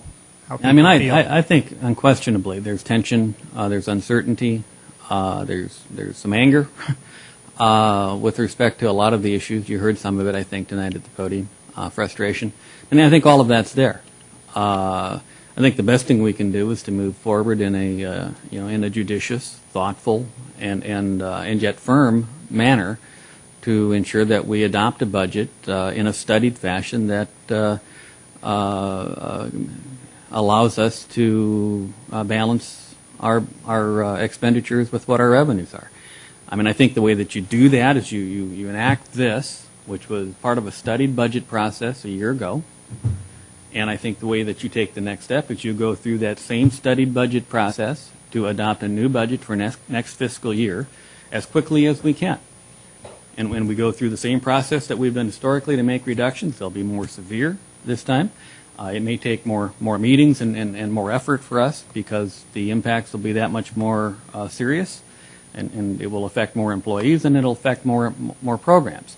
But I don't think we sit here and try to do that and pick specific employees or or even programs outside of the context of the generic discussion that we've outlined. I think the way we do it is through the studied budget process that we've used historically in the city. I think it's served us well, and I would prefer much to use that moving forward. And we'll expedite it as much as we can so that the next phase of program reductions and unfortunately layoffs, we'd like to be able to give employees and the folks that use those programs, those parks or those facilities, as much lead time as we can before they have to be closed down. You know, if we can move the budget process up and adopt it in May instead of June, that's an extra month. But I think we need to go through a more thorough process than trying to do it based upon, you know, individual understandings right now, because the data's not here, the information's not here, and we've not gone through any kind of a vetting process. Thank you very much. Long answer to a long question. If I may add one small point, Mr. Mayor, in regards to moving up the timeline, I understand what it is the council is looking for in doing that. However, there are certain realities in some of the budget cuts. We've got a fairly small operation where one person often does has multiple responsibilities. And I'll give you an example in my world. Payroll is one of the impacts of an administrative assistant being cut. Not because the administrative assistant is cut, but because it has to reshuffle other priorities. And so the approach that was talked about in the budget cutting forum is contracting out the payroll function to a private vendor. We can't do that quickly. Our plan is to issue the RFP first of the year, but we're going to need that time to hire a vendor, and then we're also going to need that person available in the role of payroll to help us make that transition by July 1st so that we can begin to realize those savings and as well as the impacts. Okay. So what I hear from council, correct me if I'm wrong, is we're remaining on a June 30th time frame. Is that consensus here? Okay. Councilmember Klein. Okay. Comments? Yeah. First off, you asked a good question about morale, about whether these looming layoffs are what's going to hurt our staff morale. And I look out in the audience, and it's primarily staff, and no one looks too happy, and that's a shame because we do so little or so much with so little, and our staff should be proud of what they do. And so the morale is a reflection of other things, not just these impending layoffs. I don't think there's any way to fix morale when you call our staff greedy, fat cat bureaucrats and talk about how they're selfish and talk about how we haven't cut enough even though we've cut for 10 years. And we talk about how some programs are worthless and they should go, but the programs I care about should stay. So we need to be real about our staff morale. Our staff morale isn't a reflection of these handful of layoffs. It's a reflection of the past couple months, and it's a reflection of the past 10 years. And that's a shame, because if I was on the staff, I think I would take it really hard if someone told me not to be proud of what I do or what I do isn't worth it. And that's a horrible thing to say to people who give so much for our community and do so much for our community on so little. But with that being said, these are the facts. We have no money. It's a shame. We are bleeding money. We are dying from the inside out. So when it comes to these cuts, I think we kind of have to go for them. There was a good question about special needs that was brought up, and I don't know if Director Long wants to come up, but I was informed that special needs would probably be going to another program. So I'm wondering if this $11,000 is what bridges that gap, or are they going to be able to go to another city and we'll be fine? Because if this $11,000 is needed to bridge the gap, I know a quick way to get it. The 5 of us could pass on our pay. That's $15,000. That gives special needs the time to find a home, and I'm more than willing to do that.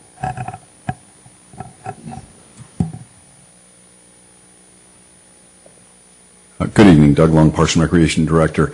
There is preliminary conversations with the City of Redwood City about taking on the special needs program. They're very preliminary, but they do look promising. One consideration in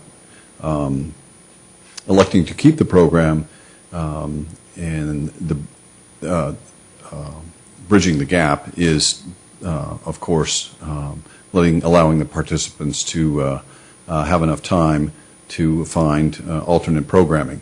I'm not sure that the agreement with Redwood City would come prior to the end of the fiscal year. I suspect that it will be a budgeting issue for them that they'll take on in the next fiscal year. So unless anyone's going to follow me on, and I don't even know if we could talk about it tonight because it's not agendized and our contract doesn't come up to January, but if no one's going to follow me on waiving our fee or our salary, whatever you want to call it, to help out special needs, then, I mean, we can just vote on the cuts. Maybe get some direction. I misstate this from our attorney, but the topic you brought up, we can discuss that, but we need to agendize. It's not really part of our discussion right here. I think it's technically correct, and there's a lot of other issues involved and it's something that's more of a closed session item initially, but it's certainly something in the context of setting our priorities. I mean, it's a legitimate point, but I think it's a two-step process before we can get to that. Okay. Well, with that being said, then, yeah, I agree with Mayor Grisilli. This was the plan. We knew it was coming. We hoped it wouldn't, but even if Measure U passed, we were still going to be in a pretty huge hole. So this is where we're at. Okay. Mr. Any Mayor, other discussion? Move to extend the meeting to 11 p.m. Okay. A second for that? Second. All those in favor? Aye. Aye. Okay, let's go a half hour. Let's go through it. Any other discussion? Good time to ask that. Extension. Yeah. Fair motion? Can I entertain one? Mr. Mayor, just to kind of a reminder, there's been a lot of discussion. I think what we have is a motion, but there hasn't been a second made. There was a motion? I thought you made a motion. No, I asked to make a motion. Omar made a motion earlier. I said I would support a motion. I did not make a motion. I didn't make a motion, yeah. All right. So, anybody like to make a motion? Nobody wants to make this motion, but I'll make the motion. Go back here and see where we're going here. Make a motion to adopt the resolution confirming the City Council's previous budget reduction decisions of May 11th and June 8th, 2009, to reduce the current fiscal year 2009-2010 city operating budget by $706,920, effective June 30th, 2009. I should say 10. Mr. Mayor, 2010. Sorry, I'm reading off what it says here, so I apologize. For the record, 2010. the final resolution was corrected to reflect 2010. Right, my mistake. I should have read it before I read it, or looked at it before I read it. Second? Second. Okay, we have first and a second on 12A1 here. Take roll call. Councilmember Ahmad? No. Councilmember Grisilli? Yes. Councilmember Grocott? No. Councilmember Klein? Yes. Mayor Royce? Yes. Through the chair, I can certainly understand Mr. Ahmad's vote because he wants to do it now. I apologize, but I have to make a comment. I have no clue where the second no was. I mean, if you're willing to tell me why, I'd really appreciate it. Sure, I'll tell you why. Because I was not allowed to go forward with the discussion of, I wanted to take, if you go through these attachments. So you explained it to me. You just explained it to me. I got it. Okay, thank you. I mean, so I have a question then, as a new member, Mr. Mayor, through the chair, whatever the protocol is for interrupting people. Through the chair and then be accepted by the chair. Can I talk? I think the question was to ask the two no's any substantiation, and you don't need to respond. I understand his. His? Oh, you understand? Sure, I understood because he wants to cut it now. Okay. So I don't think I think we've had a vote. It was a 3-2 vote. I don't think there's any need. There's no discussion on the item. I think we're moving on to the next item. Okay. Well, then my question kind of has to deal with that. Is this the way we do business? If we have a giant budget and there's one thing we just vote no? I mean, people can do whatever they want. People can do whatever they want. I mean, you could vote maybe even sometimes. Okay. But I'd like to move on now to what it is, 12A2. And again, this is to I think we have a good guideline. What I would recommend for council with their approval is that you refer to page 11 on the council report titled Specific Council Direction. There are 7 items for hopefully efficiency. I would like to maybe talk about 2 at a time. We'll take them in pairs. When we get to 7, which is more of a general topic of programs and reductions, I would like to also have an 8 added to that. If there are other ideas that you have, we would include in our 7-8 discussion. So we'll do 1, 2, 3, 4, 5, 6, and then 7, 8 in 4 pieces here. Is that acceptable to you on how to go through the discussion on giving staff guidance on budget for our 2010-11 fiscal year? Everybody okay with that? Okay. So let's go ahead and start. We've already had comments from the public. The first 2 would be how we want to budget the $700,000 approximately of ERAF rebate revenue. And number 2 is, would the council like staff to incorporate budget options that include the use of reserves? Mr. Weiss, can we get that slide up there on staff's recommendations? Or Mr. Mulvey, you had that on a couple pages there to kind of follow us on your recommendations. Mr. Mayor, in anticipation of the slide coming up, I'll go ahead and just give my input. No on both. And to follow up, I have a question through the chair for Mr. Maltby.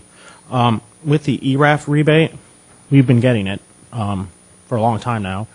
How long have we been receiving it? What does it take for us not to receive it? And I won't hold you to it, but 1 out of 2 shot, we get it next year. 2 out of 3. I mean, what are you thinking? No, take that in pieces. We've been receiving the revenue for approximately 10 years. It does vary. There are a couple of different factors that could come into play in terms of not getting it. One, it's related to education of the Sequoia High School District, which doesn't qualify based on state criteria to receive the money. So the county's position has been if a school district doesn't qualify for the funding under state law, it's returned to the jurisdiction that they're stealing it from in the first place.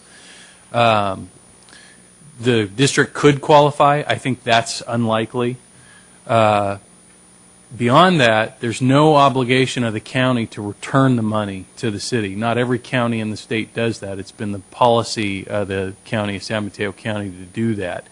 I think that policy would likely continue. However, there are so many factors in play, particularly at the state level with the depth of this recession, that I have concerns that there couldn't be other unknown factors to me right now that could affect that revenue. In a normal year, if you'd asked me last year, I'd have said the likelihood was very high. Today, I'd say it's anybody's guess. Okay, so putting this in the budget is essentially budgeting for a Christmas bonus. It's optimistic, and it's aggressive budgeting. Okay. The alternative is $700,000 more in reductions. Okay. Then I'm with Councilman Ahmad on no on both. No on both, okay. Mr. Can we continue going right to left here? Mr. Caselli, and then we'll get to Mr. Grocott. I would disagree on number 1. I would look at part of that money, but not all of it. And number 2, I would agree with my fellow council people not to use our reserves that we have. Okay. Mr. Grocott, and by the way, yes or no's are fine, and if you'd like to comment, please do also at the same time. Okay. Yeah, I'm reluctant to use reserves on number 2, but on number 1, the reason I asked the question earlier of staff of the range of ERAF, and it was between $700,000 and $900,000, and then I asked about the franchise fees, is because staff does have a recommendation in here about franchise fees later on, about reincorporating those as capital improvement funds. I think what I would prefer doing is, for the time being, continuing to use the franchise fees in the general fund, but to take the ERAF money and target it for capital improvement, because with capital improvements, those are things that you can choose to do or not do depending on how you have the money. I remember when we had the finance director previous, his name escapes me right now, but he talked about when you have money that's, when you get additional money and extra money that you didn't expect or whatever, that's the money you use on projects. And so it's kind of following in that line of thinking, that we would use the ERAF money for capital improvements if we get it. Through the chair, I just wanted to make sure that we understand the reserves, at least in my mind, are the reserves that we have set aside already, not, it's really completely distinct from franchise fees. It's completely distinct from that. Yes, It's not- that's right. Okay, I'm sorry, I Yeah. just want to make sure, because that's a whole Was I other. not clear in how I put Well, that? I thought you might be confused that that might be in Nope. reserve money. Okay, No, sorry. I'm not. All right, okay. So we're quite clear, and I'll also add a no to second item. I'll do the easiest one first. There are all no's on that, so Christine, if you could mark direction on that. I heard a little bit of mix on one on whether or not to include the ERAF money. Bob and I both come from accounting degrees. There's definitely a conservatism in recording any revenue that's not certain. However, you got to be somewhat realistic about it. And if you're conservative, I like Bob's idea, a portion based on to get that line item in to show that there's a recognizable line item that there's some ERAF money coming in, but to be very conservative on the amount that we would put. So I would actually, I think we're a little bit more mixed here, and I'd like to hear maybe from my right side, because there was yes, but to capital, which is probably could be acceptable. I think it could go either place. Bob's, I kind of teared on his idea. I like what he's saying.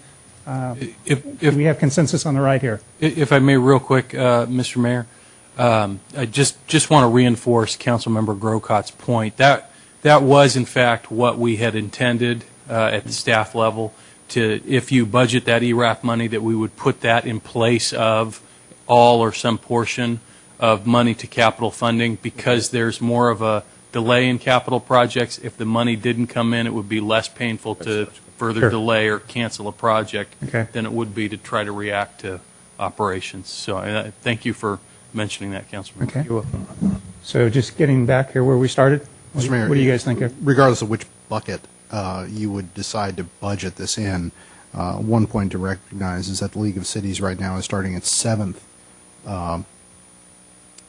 resolution going in front of the public, trying to keep the state from stealing our money. Yeah. We've had to do 6. Now we're going to go up against number 7. If it's not bolted down, the state is going to take it. And if they can pry it up, it's not bolted down. This is money that education has got some troubles right now. I believe that there's a high likelihood it's going to get snagged. Okay. So I'd prefer to go conservative in this respect. If it shows up, hey, Merry Christmas. Let's do something with it. But I understand. I don't believe it. Understand. Mr. Klein? I'm completely with Councilman Ahmad. Still no on that? Yeah, I think he's completely right. The state is going to take everything they can from us. Okay, so let me make the interpretation here. I think we have 3 people, 3 to 2, to put it as a line item, but very conservative on the amount. Is that enough direction? Is what for you? Yeah, I think that's enough budgeting? direction. I think we could bring it back in several different options as part of the budget adoption, and you can choose at that time what level and where you want to put it. Okay, everybody happy with that? That's fine. Great, excellent. Okay, 3 and 4. 3 is use of retirement incentives. There's a major write-up on that. And 4 would be revenue options, examples, parking meters, 939, which are the recycling diversion type charges for that program, and solid waste franchise fee. So let's start on the other end here. Mr. Grocott, can we go from left to right this time? Yeah, when I read through the handshake thing, the golden handshake, I did not care for it. So I would say no on that. On number 4, I like the idea of perhaps some revenue enhancement options, but not parking meters, and it concerns me to having an explanation of what AB 939 is in conjunction with garbage rates going up 7% perhaps already. I think putting more on that, it could make garbage rates, go up in an amount that's not acceptable. Okay. So you're no on that, 939? Yeah, on AB 939, right. Franchise fee? That I would like to hear more discussion on when it comes up. I would leave it in there. But I'd also, if we're going to look at enhancement options, we've been getting some emails, at least a few, where folks are suggesting, even before you cut some of these programs, especially Park and Rec, see if people are willing to pay more for these programs. Fee enhancement in terms of pay for use. Okay. Mr. Crisselli? On number 3, I'm not inclined to go in that direction, sort of mirroring what staff is. On revenue enhancements, I know I've talked to the city manager about this privately about parking meters. Somebody has to show me some pretty substantial amount of numbers for me to even think about it relative to the fact that Laurel Street is an extremely important part of our town, and again, realizing all bets are off on a lot of things. I'd still like to get a lot more information before I'd be inclined to vote for that. Maybe in 939 fees, I tend to agree with Mr. Grocott. I'm concerned that they may be, depending on the percentage rate that they might be, I'm a little concerned about that being passed on to the ratepayers. The solid waste franchise fee, I might be a little more open to possibly get it up a couple of points from 8 to 10% or something like that. I'd be more inclined to support C. Okay. Mr. Ahmad? Mr. Mayor, in terms of number 3, I would like to look at some sort of incentive, whatever that may be, to encourage people to take an early retirement. I would prefer to have people leave happy with the deal that they've got as opposed to getting laid off. In terms of preparing revenue enhancement options, when you're hungry, sacred cows look pretty tasty. So I'm not going to say no to any option you can put in front of us. This is not an obligation to pass anything, but I'd like to see the data. Okay. Definitely want to see the data. Okay. Councilmember Klein? Yeah. With number 3, I'm a no. I agree with the staff representation on retirement incentives.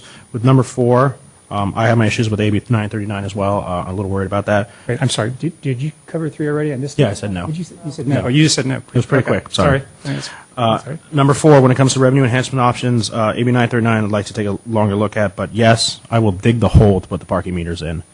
We're talking about laying off cops. We're talking about closing parks, but no one wants parking meters. It seems so backwards to me. Every other town's got them, so I don't see why we would be any different. And if we can get a number, if we can actually get a set number of how much revenue that would create, let's go to the downtown merchants. If they don't want them, here's your number. It's that simple. But I think it's backwards to talk about the sanctity of Laurel Street when we're not even going to have cops patrolling it. So I'm a no on number 3 and an absolute yes on number 4. I would like this list to be 100 items longer, and for us to really look at raising revenue. Through the chair, just not trying to give the wrong impression. I hope you didn't take the wrong impression from what I said about Laurel Street. I agree with you 100%. Is I want to see some data, and I agree with Mr. Ahmad too on that. I mean, if it's $10,000, it's a non-starter for me. Yeah. If it's $1 million, it's a big starter. Okay, so I get it. But I don't need. I think, or it might be, and that's all I've heard so far. That's why I think it says prepare. The dais, but that's what I've heard. Until I see hard numbers, I'm not going to support that because it is going to affect the downtown in a big way. And like you said, go to them and say, I agree with you. Yeah. Here's the number. Okay. So bear with me. This is like listening to my wife say 4 different things in 5 minutes and trying to figure out which way to go. So what I've heard is no on retirement. I'm actually a little bit more with Omar. I think some of the proposals get pretty complicated, but again, just some simple severance pay type of package could be favorable, but we have 3 no's in Omar and I, so that's a no on number 3. The general input was overall favorable on any kind of revenue enhancement. My personal feeling is consistent, though, with 2 gentlemen on my left. I would be concerned on fees. Anytime, if we're just moving it, but then our citizens are still paying, and we need to look at our garbage rates and things like that, I would be concerned. So the only one I would exclude when I'm sensing from 3 of us is not 4B. Parking, too, while I say yes, you're going to have to show me a good show. Redwood City did it. I'm not sure the technology's there. Redwood City spent $3 million on meters and got, I think, about $1 million in revenue. I think we're very close, though, on using smartphones and PayPals and just a much more simpler way of tracking people and so forth, and to make the technology a very seamless, very cost-effective way to collect revenue.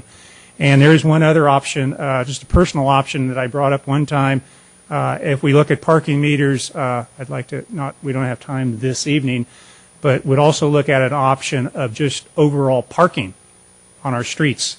Menlo Park has an ordinance where you don't even park a car on the street. I'm not recommending that.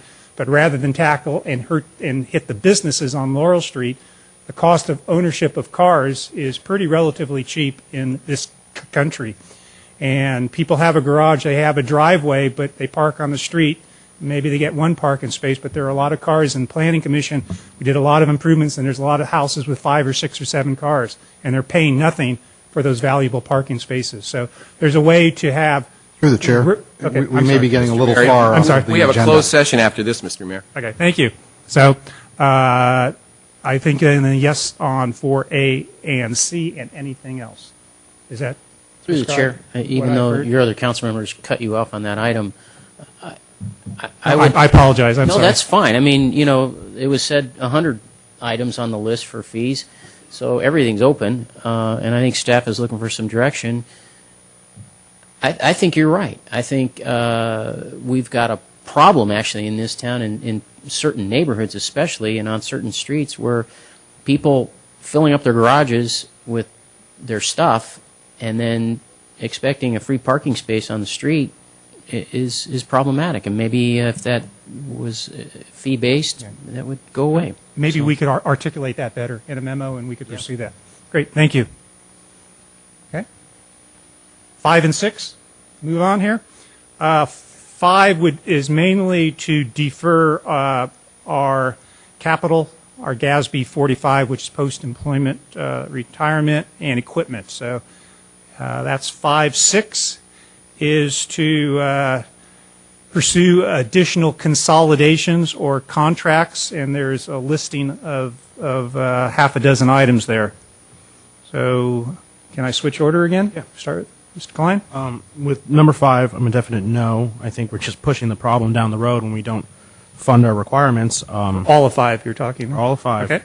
Based on that, this hole will get a lot bigger if we don't start taking care of things. Good. For number 6, I think there's no point in talking about 6A since we have 12B coming up where we are going to talk about 6A. So for everything else, since we're going to get into a longer discussion about 6A, for everything underneath that, yeah, let's take a look. I mean, if the numbers add up, the numbers add up. There's no denying it. But if the numbers don't, then we know we got the best deal, and we don't have to look anymore. But you got to show us numbers. So I would like to see what it would look like if we did consolidate with others. No, generally. Great. Mr. Ahmad? Mr. Mayor, in 5, GASB 45 funding, I think, needs to continue to occur. A and C, I would like to see more data. And in terms of 6, we have to continue to pursue all consolidations and contracts. Okay. Mr. Purcell? I would say 6 is, we have to, as Mr. Ahmad said, to look at everything. Mr. Klein said the same thing. 5,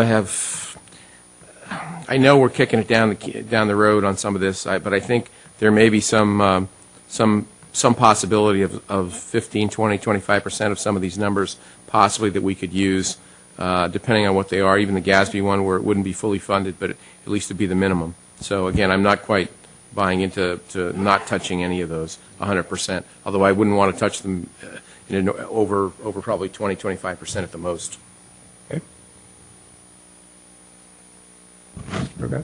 Okay, on 5A and C, again, I would tie it to the ERAF funding. I'm sorry, 5A and C, you do what? 5A and 5C, I would tie to the ERAF funding. Okay. To what extent we get ERAF money, we do capital improvement and equipment replacement, other than grant funding, which we sometimes get. GASB 45, I think, we made those agreements for retirement. We got to pay for them, and we shouldn't kick it down the road to other councils and other people. We need to pay it. Pursuing additional service consolidation contracts and so forth. Yes, to some extent. I would say with C, D, and E, those kinds of things, I could look at, and you and I have talked about this privately, contracting out. Not even using public employees, but contracting out to services that are available for that kind of thing. So. Okay. So I'm sorry. Five. Let's see. You got to check me on 5 because it's written as to continue deferring, and yet you answered to fund. So let me see if I got this right. I may not. So check me out. But I think there is a general consensus to continue to fund all 5A, B, and C, and I would support all of those. I think there was a little bit of no's, but generally consensus on all those. That's what I heard. consensus. Yeah. Okay. And on 6, the other way to pursue consolidations and contracts, I think there was general consensus to pursue all of those are good ideas. I have a question. When staff put in contracts, when they put / contracts, is that both with possibly another agency or also, like ADP does payroll? We don't have to go to. Is that what you're considering as well? Yeah. When I put in the / contracts, I was envisioning contracts likely with the private sector, so service consolidations, which could have contract components, but a public sector arrangement versus a private sector. All right. I think I understood that answer. So Christine, you have all that on that? Wonderful. Okay, so just give me just a few seconds on 7 here. Because this is going to get a little complicated, and time-wise, looking ahead, we got 5 minutes here. Would you like to pursue and continue? We're close to number 7. 7 is going to be just general discussions of priorities on major areas and programs, and also any other ideas that council members come up with.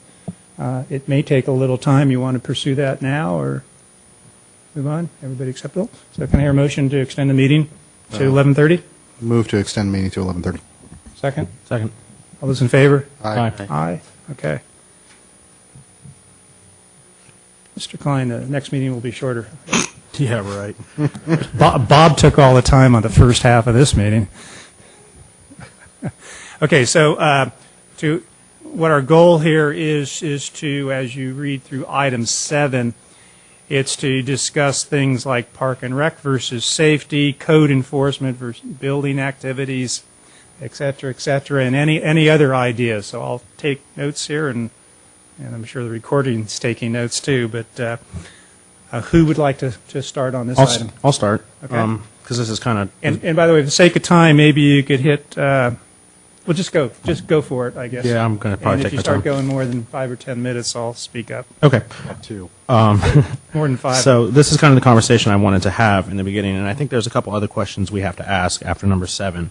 One of those questions, it's the big elephant in the room. We're talking about all of this stuff, but we're not talking about our employees.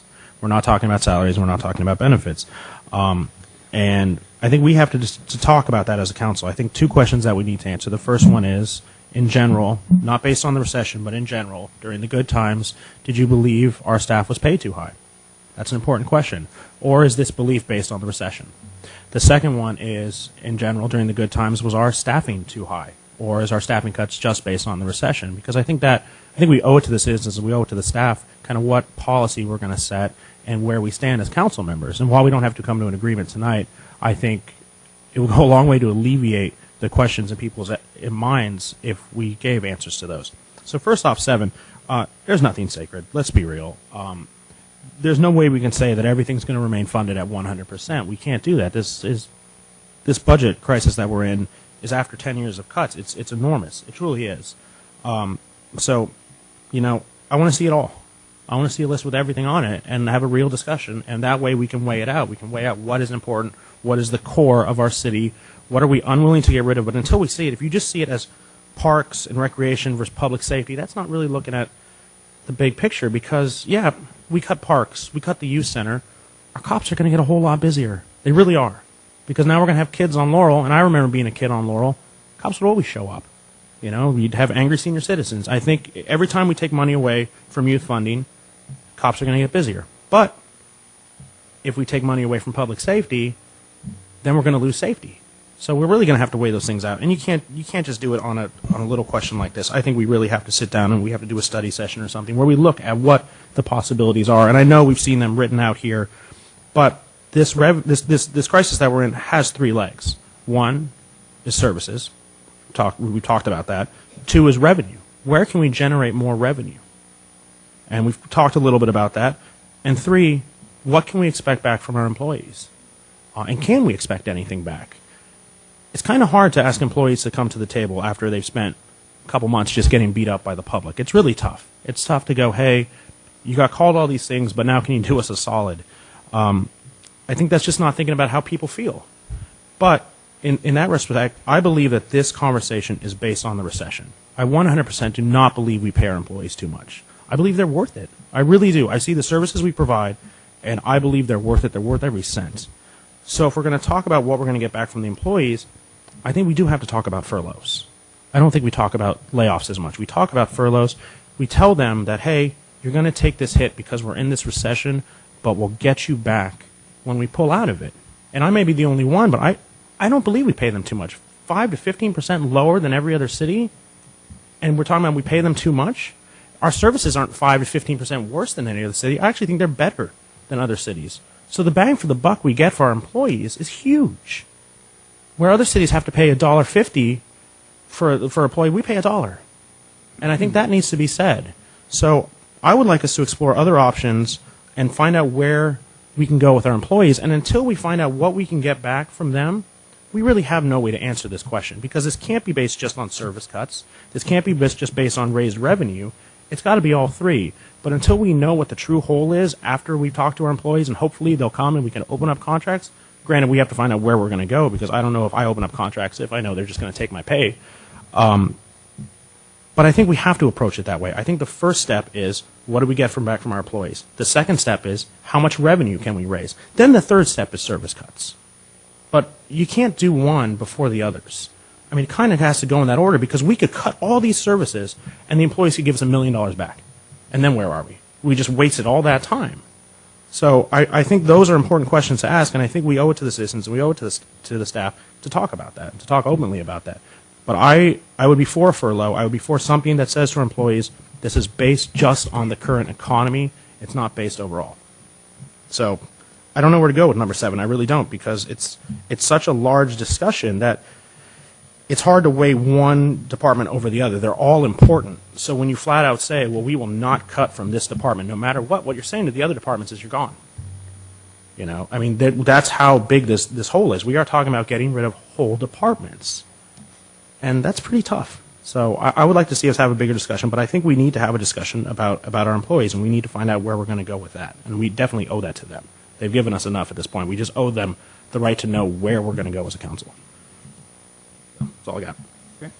So I gave you absolutely no direction That's on that. all you got? Yeah, sorry. That's all you got? That's all I got. Jeez. And I think I'll take a little different format. I think we'll get everybody to talk, and then we could maybe try to chime in on what we think a couple of the most important ideas are we could pass on. Who'd like to go next? Anybody? I'll go next. Quite honestly, I agree with Mr. Klein. I mean, you can't go. I mean, you've got versus this, versus that, versus the other. There's 6 words here. I think you got to line up all the costs for this, all the costs for that, all the cut for that, all the costs for this, all the costs for the other, and then you have a choice. But you can't. Is somebody going to say, like you said, are you going to close the youth center, and then what's that going to do to public safety? Because it's like whack-a-mole, where you hit one down and something else is going to pop up. You've got to know what the reaction. For every action, there's that reaction. So for every cut we make, there's going to be a reaction to it. So I don't mean to be critical of staff, because I mean it's awfully hard to put down 25 pages of all the details. But I'm not gonna comment on Parker maintenance versus public safety, or code enforcement versus park and recreation. I want to see it all there. I don't care if we have. When Matt and I had the fire thing, we were meeting weekly. As far as I'm concerned, this is even more important than that. And I mean, if we have to meet weekly, I'm all for it, because we've really got to dig down deep on this stuff, and we don't even know what some of these numbers are going to be. And I think this is just. I think this question is. Well, I apologize to staff, but I can't give you any direction on this. I'm not going to give you any direction on this, except for the fact that I want every detail of every line, and I'll spend the time going over it, and hopefully the fellow council members will meet and go over each line with me, because this is really, really important stuff. But again, that's my comment. Excellent. Mr. Grocott? Yes. Number one, I don't think, while I can appreciate the exercise of going to every department and saying, 10% cuts, giving me a plan, 20% cuts, give me a plan. I don't really think you can do it that way. For example, when I look at Mr. Wiles' department, the Public Works Department, you look at this chart, it's had negative growth of nearly 22%, and the items he gave us, which, by the way, I really appreciated the way he put his report together, his memo, and really detailed it out. I don't see it being worthwhile. That said, I agree with Mr. Klein. I think we do have to look at the employee cost. And, I would change the question. It's not, are they paid too high, as though, do they make too much money? That's not the question. Governor Schwarzenegger said a while back about state employees. It's not a question of, do they work hard enough and what we pay them. It's a question of what can we afford. And let's face it, the private sector has to pay for what the public sector charges, and what's reasonable and what can we reasonably afford. That's the question. And then when you look at that in the city of San Carlos, we're a small city. Somebody said, Joe Caprioni said, we don't have the big box stores. We've got a couple. I would add Circuit City is a big box store.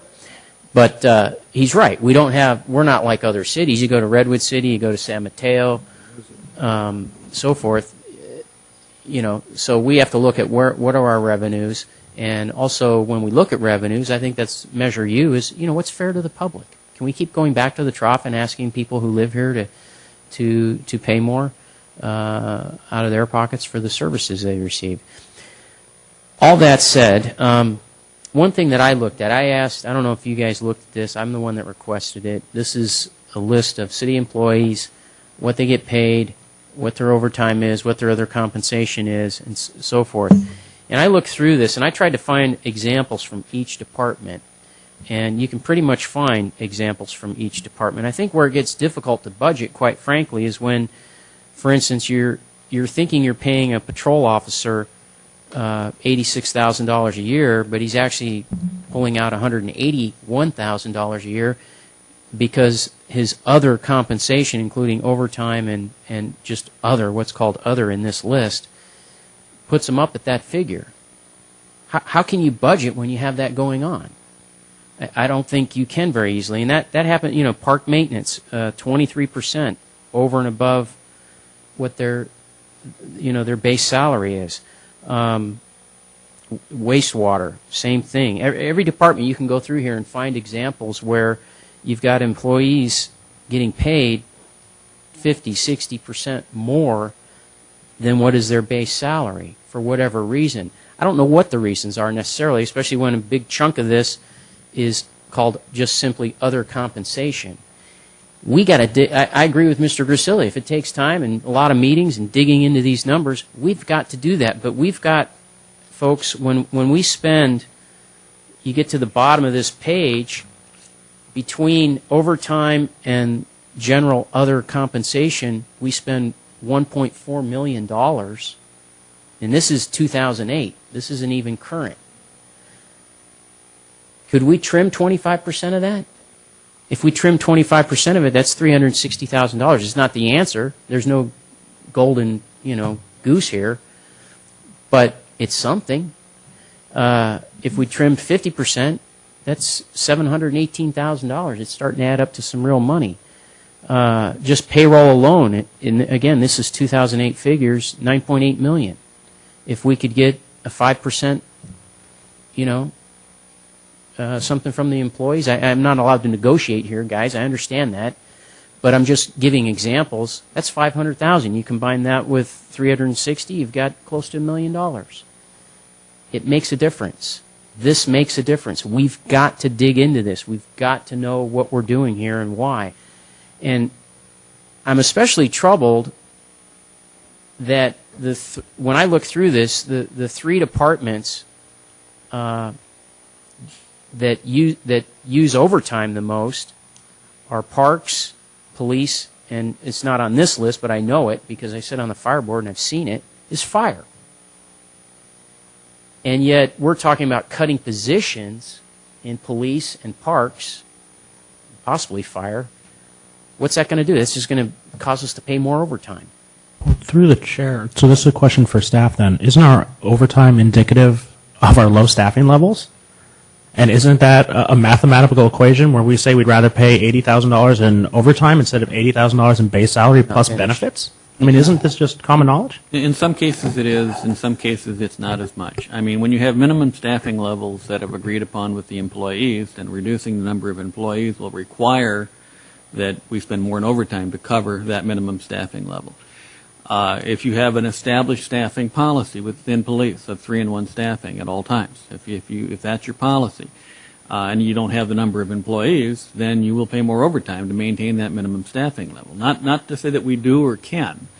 So it's going to vary a little bit depending upon your policies, perhaps through your memorandums of MOU. understanding with the labor groups and the departments that you're talking about.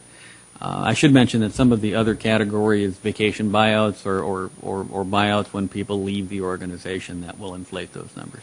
But, I mean, to Councilman Grocot's point, we want to find out so we can budget properly. When it comes to safety, and the safety is, I think, the easiest one to deal with overtime because we have a set amount of police officers, we have a set amount of firefighters, there's 24 hours in a day. We know exactly what kind of overtime we're going to look at roughly based on how often people call in sick, based on people getting hurt, and based on the fact that we have low staffing levels. So isn't that a pretty easy equation to figure out? It can be, but the ultimate decision that you have to make is whether or not you are going to require a 3-in-1 staffing level, or whether you're going to accept a staffing level that only has one unit basically on board at any given time. If you're willing to accept a lower staffing level, then you can cut your overtime at the same time that you're cutting. Now, there will be pressures when you do that, not only from the public, but from your neighboring jurisdictions that are being called in to cover you when incidents occur. So there are a lot of factors here. But if you're willing to accept a lower service level, if we're willing to, and again, it gets complicated in fire because of mutual aid agreements and the like that are more formal. But if you're willing to close one of your two stations, then, the formula comes into play now because you don't save as much as you might think as long as we're in the Belmont-San Carlos Fire Department. But maybe there's another service model where, we've talked about whether or not you can run paramedics out of the second station, you've got firefighters out of the first, and then you contract with the state and or one of the other cities for true fire backup. Maybe you can deal with the mutual aid problems there. All of those things I think we need to analyze, and it's part of the follow-up report that Brian will be giving us. Mr. Mayor? So I'd like to move on. So we know overtime's very complicated is the answer to your question. Yeah, and that would be my Grocott, point. back to you. And to Mr. Klein, I'm not suggesting it's the golden goose. There is no golden goose here. But when you look at these numbers, at least at face value, and the same thing in fire. I've brought it up before at fire board meetings. It's a big chunk of money, and we have never drilled into it. And we've got to look at that issue and get our arms around it. Maybe it's justifiable. Maybe it's not. Maybe there's some areas we can trim. You got investigators. That's not a patrol officer. An investigator. I'm not seeing it right here in front of me, but like 30-40% above and beyond what their base salary is, and it's not just police; it's in other departments as well. And I think this other category of other compensation, like I said, this chart just says other compensation, and then at the bottom it says that includes, and it gives you a Chinese menu here. So I wasn't able to dig into it. I think it's something we need to have a study session on and get to the bottom of it and dig into it. The only other thing I would add, the position I was trying to get to before, I'm reluctant to cut positions where it's right there with economic development. That's why I voted against the first part, and everybody understood my point about the building inspector. Later in the list, city manager has the assistant city manager position as a possible cut. I'm willing to go there. That concludes my comments. Okay. Mr. Ahmad? Question number 7, are there cuts I would not be willing to entertain? No. What are the council's reduction priorities? I need to see data. Mr. Klein asked where these priorities came. I think I've been fairly vocal for the last couple of years that the budget process that we have here has not been satisfying to me in terms of how the priorities were put together, why the cut lists were put together.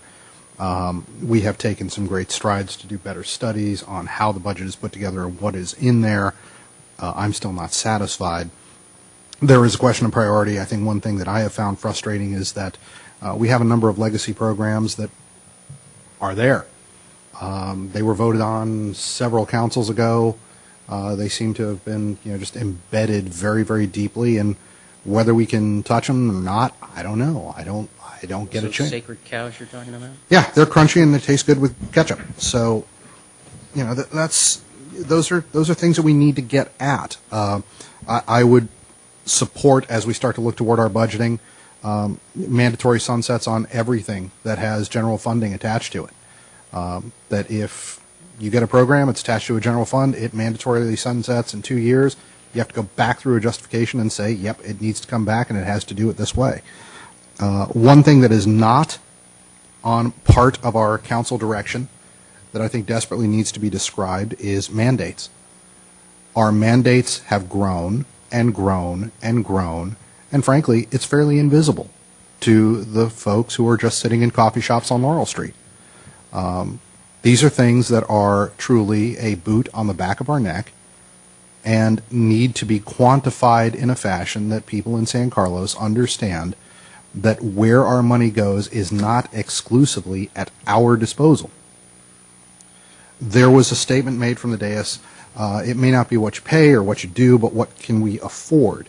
I come from the private sector. So while that statement has validity, I will flip it in this one direction. If you want to run a program that puts men on the moon, you got to play the game of putting men on the moon. You don't say, well, I got a red wagon and a can of spray paint. Maybe I can put a lighter at the end and, hey, it looks like a rocket. If we are in a job and we have a mandate to have a police force, to have a fire department, to run a recreation program to keep kids off the streets, if we are trying to provide services to our seniors, then that's the gig we're in. And what we can afford and what we're supposed to do, there may be a gap, and guess what? We got to make up the gap. That's our gig. And we can make a decision. We're either out of that business or we're in that business. The last thing that I would point out, there was a meeting that Mayor Royce and Councilmember Grisilli and I attended where there was a discussion about customer service. Now, I know I came in to City Council and I wanted to talk about customer service, how we could extend customer service, how we could have better customer service. There was an interesting discussion about that may be the wrong way to deal with citizens. And the nuance was this. If I go into a fast food joint and I'm buying a burger, I have a choice to go to the other place and get a burger or go down the street and get a burrito or whatever else. It's my money. I can go where I want to. In a city, we have mandated services, and we as citizens have come together to say, this is what we want. This is where our taxes go. There is a notion that it is here because the citizens have demanded it, and there is also citizen responsibility. When you come in for a building permit, if you're coming in to get a license or something else, there is a real transaction, and you should get good customer service. But there is a point that needs to be drilled to everybody in San Carlos, and I think it is a message that most folks in San Carlos do understand. We have a responsibility as citizens to our community and to this government that we are all part of. It's not those guys running government, it's everybody in San Carlos. I could rant longer, but I'm going to yield.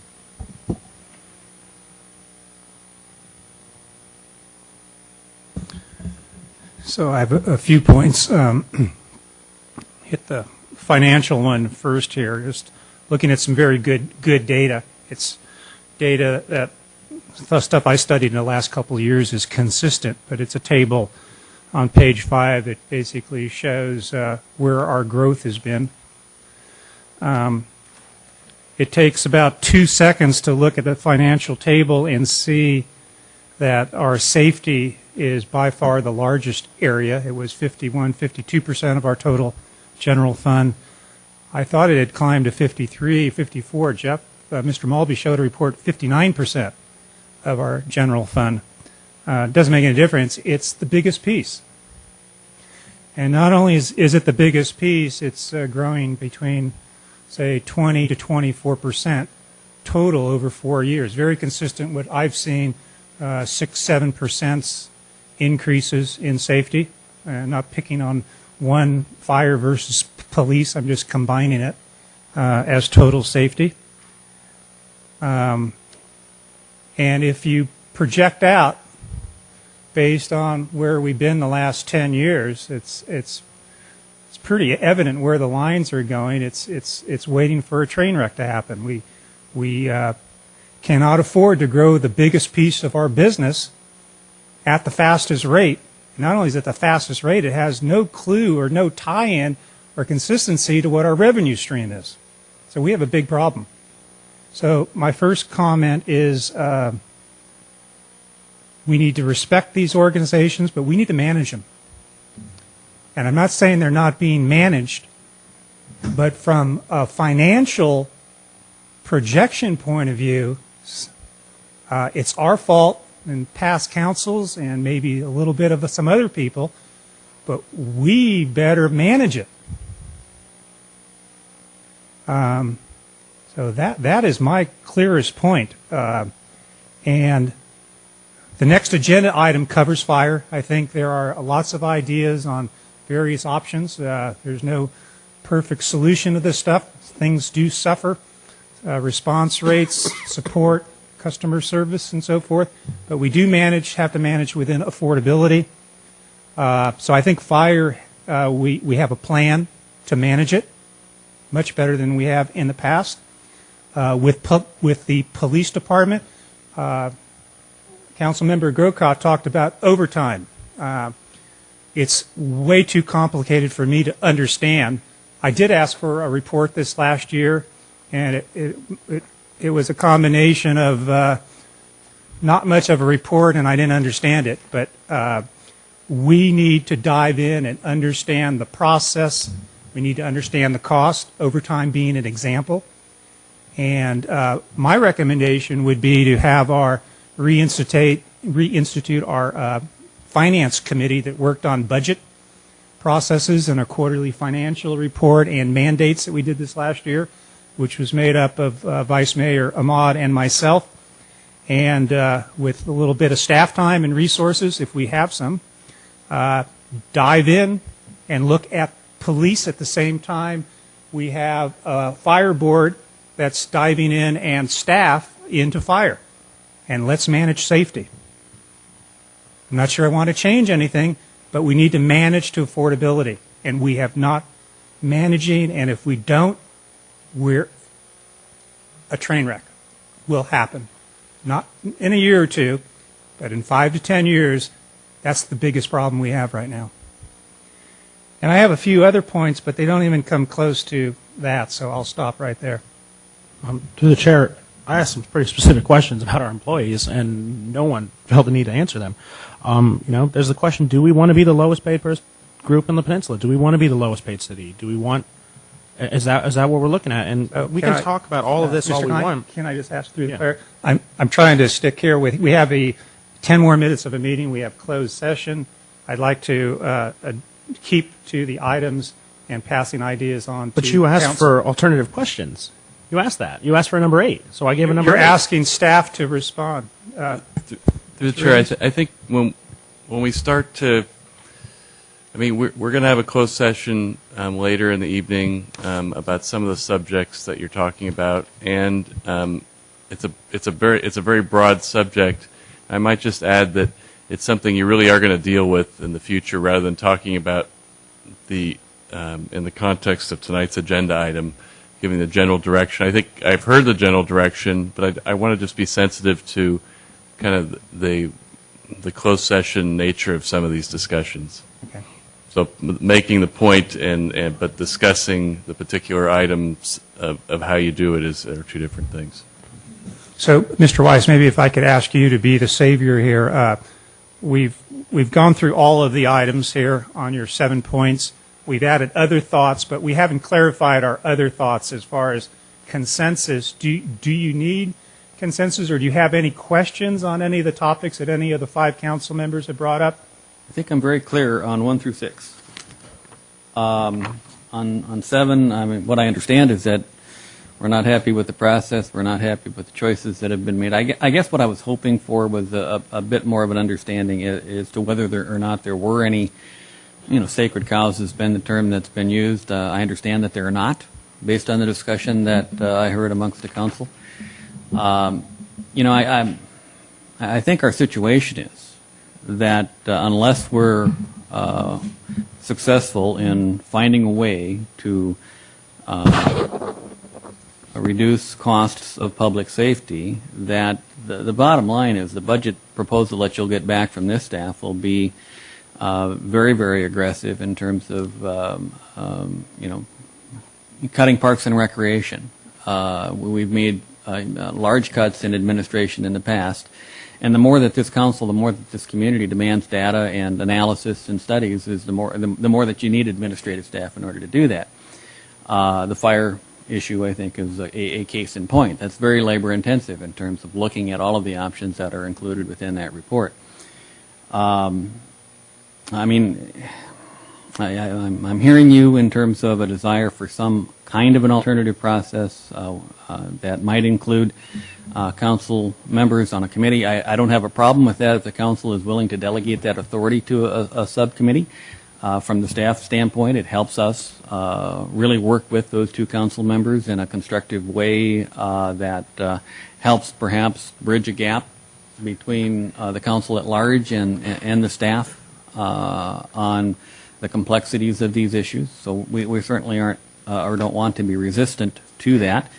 But based on what we've heard here so far, I think on the issue of putting together a budget, our charge will be to come up with something that pencils out and balances. And I'm just, from what I know so far, that's going to put a very, very heavy burden on our Parks and Recreation Department, given what we can practically do within the time frames that are available to us. If I'm missing the boat there somehow, let me know. Yep. But that's what I think I've heard. Okay. Any other questions from you or staff? Mr. Mulvey? Yep. Okay. So there's nothing to approve here. We talked a lot, provided a lot of input, and thank you to the public for your comments and letters that we've received over the last couple of weeks. And on this topic, we'll be talking a lot more about budget. Mr. Royce? Yes, Mr. Gurkhat. If I might, I would like to, we've made 2 motions to extend the meeting. I would like to suggest that we postpone this last item that's on open session, with all due respect to the fire chief who has stuck around, and I thank him for his time being here, and that we just go into closed session and put that item about the fire department forward to another meeting. Mr. Weiss, what do you think on that? Your recommendation?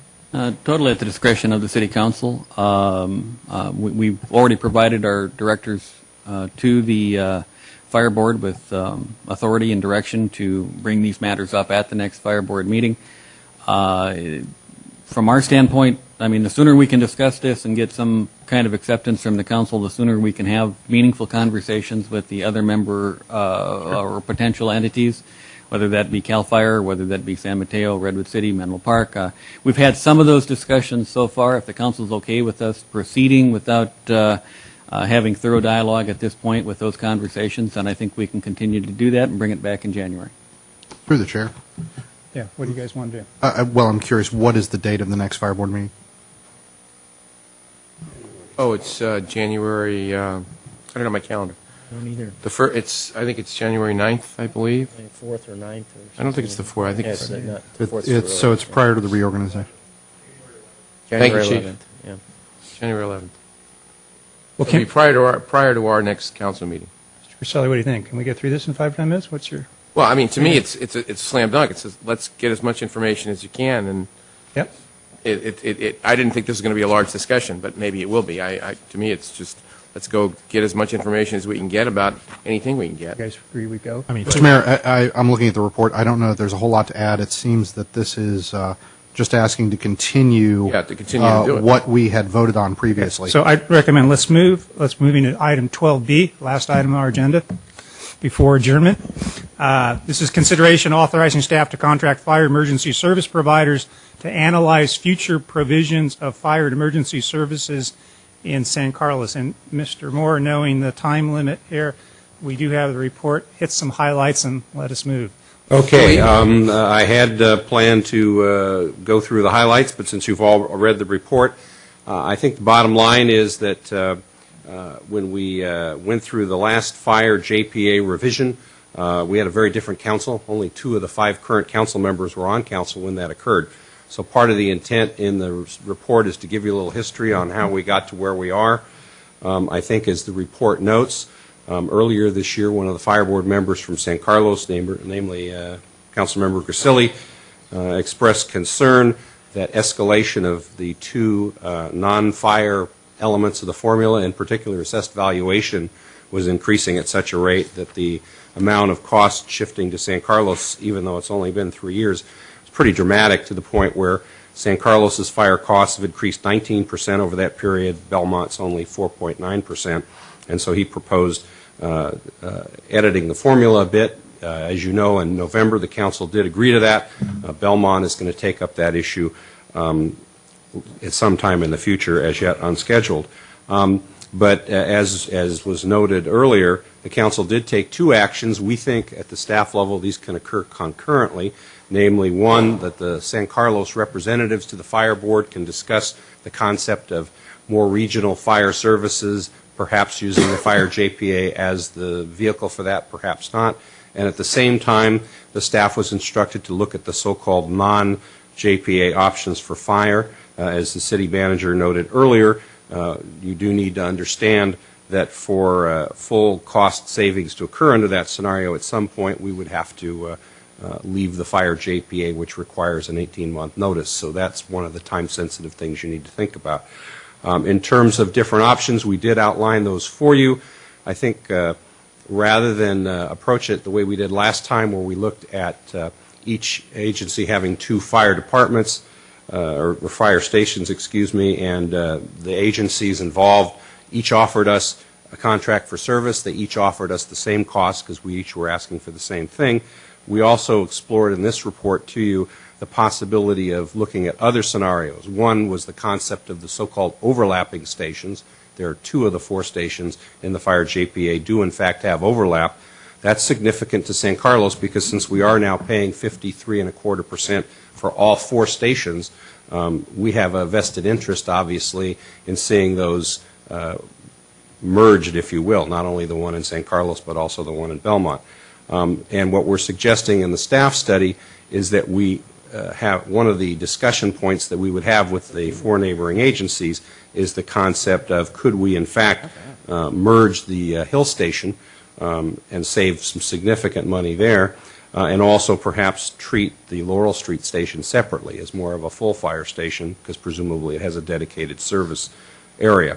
So those are the highlights. I think the other key point and the reason we wanted to come to you tonight, as the city manager alluded to, is that we wanted to make sure we had full authority from the council in approaching other agencies as far as having your blessing to talk to those agencies, because what we're envisioning is initially starting out with sort of some informal discussions with the 4 agencies that are neighboring to see if this is something that would be of interest to them, and then later on probably following it up with more formal RFP process, not unlike what we did last time. And again, our vision is that would run concurrently with whatever might be happening at the fire JPA level in terms of is there interest in a more regional approach with the neighboring agencies. So that's, in a nutshell, some of the highlights as the mayor has requested. Great. Thank you very much, Mr. Moore. Questions, staff? Yes, Mr. Rubens. This may be just a technicality, but we're right up against the last extension time of the meeting. I thought it was extended to 11:30, unless I was. Okay, well, that clock's a little fast here. Yes, so- I'm just reminding you that you haven't extended it. Okay, I good. move to extend the meeting until we finish. Well, I'm not sure you're going to get a second on that. Can we just, are there any questions? Any discussion? I'll give a Well, second to that because I don't have any questions for staff, but I would like to hear from our fire chief. I did ask So we him do need during an the break. extension. Yeah. Okay, but I need an extension to a time to make a motion. Midnight. No, I move to extend the meeting until, what does it have to be? Yeah, just till we finish, right? Yeah. Open it, oh, you can, okay, fine. Second. Open-ended, second? Second now? Yeah. All in favor? Aye. Aye. Sorry, folks out there. Okay, let's move. So let's open it up to public comment. Anybody that would like to speak on 12B would be welcome to. And if you could fill out a speaker card after, come on up and keep us going. Anybody else would like to speak, if they could kind of stage up on the front row here? In fact, can I just, for timing here, how much time? Show of hands, who would like to speak on this item? We have one speaker so far. One? Please, if you could spend about 2 minutes and provide us a... Gentlemen, my name is Brian Radler. I'm in San Carlos.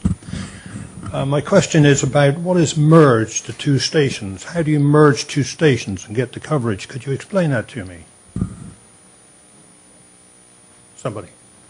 Well, the fire chief, maybe? Someone from the fire board want to do that. I read this report. You've got me.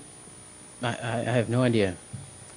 Through the chair, if I could explain what we talked about last time, although, again, there was no interest in the last round of looking at the overlapping stations. If you were to do this, in theory, you would contract with one of the neighboring agencies to cover that area. The most logical arrangement, I would think, to do that would be to contract with the county and CAL FIRE, since they have a station at Cordilleras. We have a station at Alameda. They're relatively close.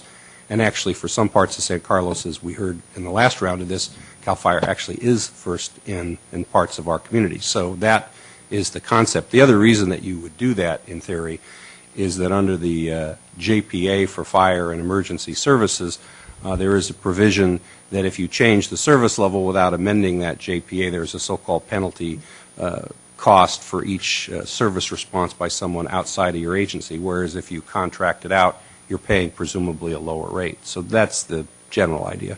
Okay. Thank you. We've been through all that before. 4 years ago, we went through that in detail. All the figures of how you could do it cheaper, and you can't do it cheaper than we've got it now, right now. Plus, we've got the excellent service now, which we didn't have before. Things were bad. Brownouts, no coverage on the hills. It was not good, and we don't want to go back there again. Okay. Thank you. Great. Thank you very much. Mr. Mayor? Yes, please. I would like to have the chief's input on, Surely, please. on this, just general Chief input. Fry, welcome. Good morning, or good evening. It'll be morning by the time he gets home. Good almost morning, I think, Mr. Mayor.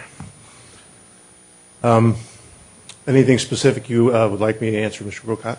Well, mostly I was interested in this concept of paramedic, essentially it seems like a paramedic station out on the Alameda possibly, and also the idea of split service. In other words, again, out on the west side of town we'd be covered by CAL FIRE, interior town we're covered by our own fire department, so forth.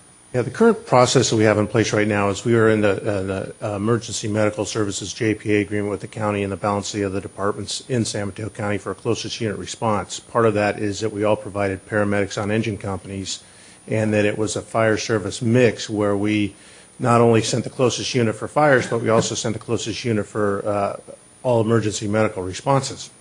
We get paid by the county $47,500 per company to do that. Remembering, too, with the JPA on the expenditure of the 53% going out, you also recoup the 53% coming in on all the revenues. So with the four companies each getting roughly $50,000, 53% of that is coming into San Carlos on that piece. So on the revenue side, if you were to change that, I'm not sure if we'd be in violation of the contract that we agreed to, that we've been providing with the county since 1999.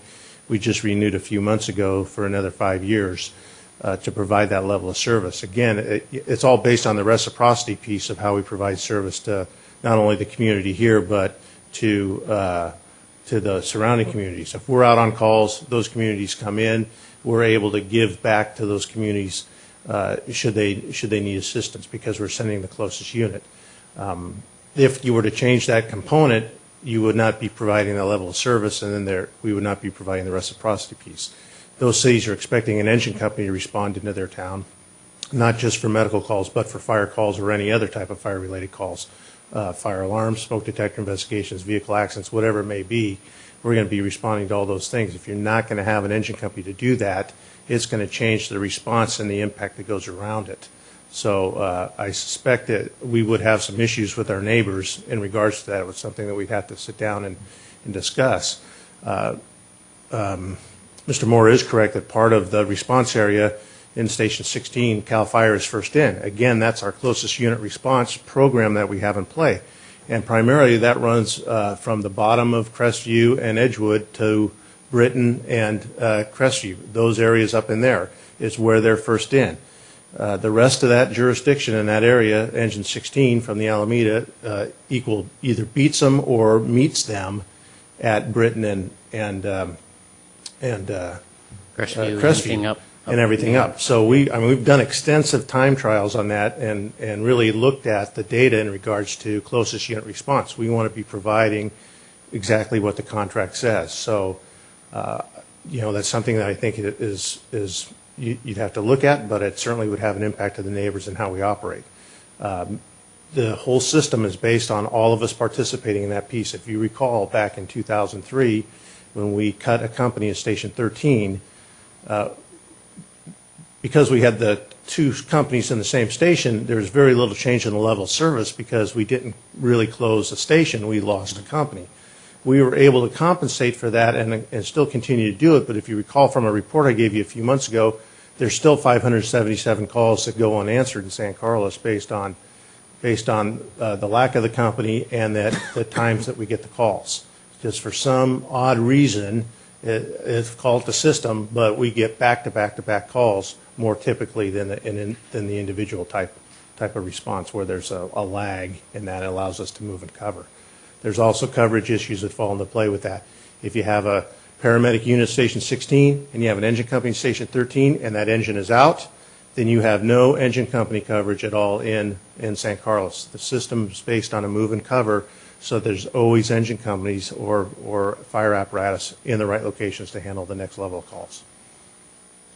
If I may, and two more questions. One, I would figure you've read this report. Could you comment on hazmat? And then secondly, this report's talking about us giving up our service, if you will, or contracting out to the county or CDF or the west side of town. The flip side is not too long ago, I think about a year ago or so, 14 months ago, there was talk from the county side of contracting to us to cover that. Well, let me talk about the hazmat piece first. This department provides hazmat first response for all 20 cities in San Mateo County. We are paid by the county $500,000 a year to provide that service. If we are to reduce that, our level of staffing that we currently have about 24 people within the department that are trained for a hazmat response. That would reduce the number of people that we have for that response. I'm not quite sure that we could safely send the right amount of people and have any personnel left in town to cover any of the stations. Currently now, when we send the hazmat team out, we can reduce by one company and still have 3 companies left in town. If it's less than that, we need to send 4 people on a hazmat response. We could probably take 2 companies out of service and have to scatter the balance of the crews to the other stations, but we wouldn't be able to staff any equipment with that. So there is that issue there. But again, that's a $500,000 revenue stream that comes into the department from the county and from all the agencies that participate in that. You are correct. There was not too long ago that the county was, Station 18, the one specifically we're talking about, is a station that's typically vacated. They cover all of the La Honda, Kings Mountain, all that area up there. They're the move and cover station for the state and for the county for those stations when they're out on calls. So Station 18 at Cordilleras is vacant a fair amount of the time when those companies are gone.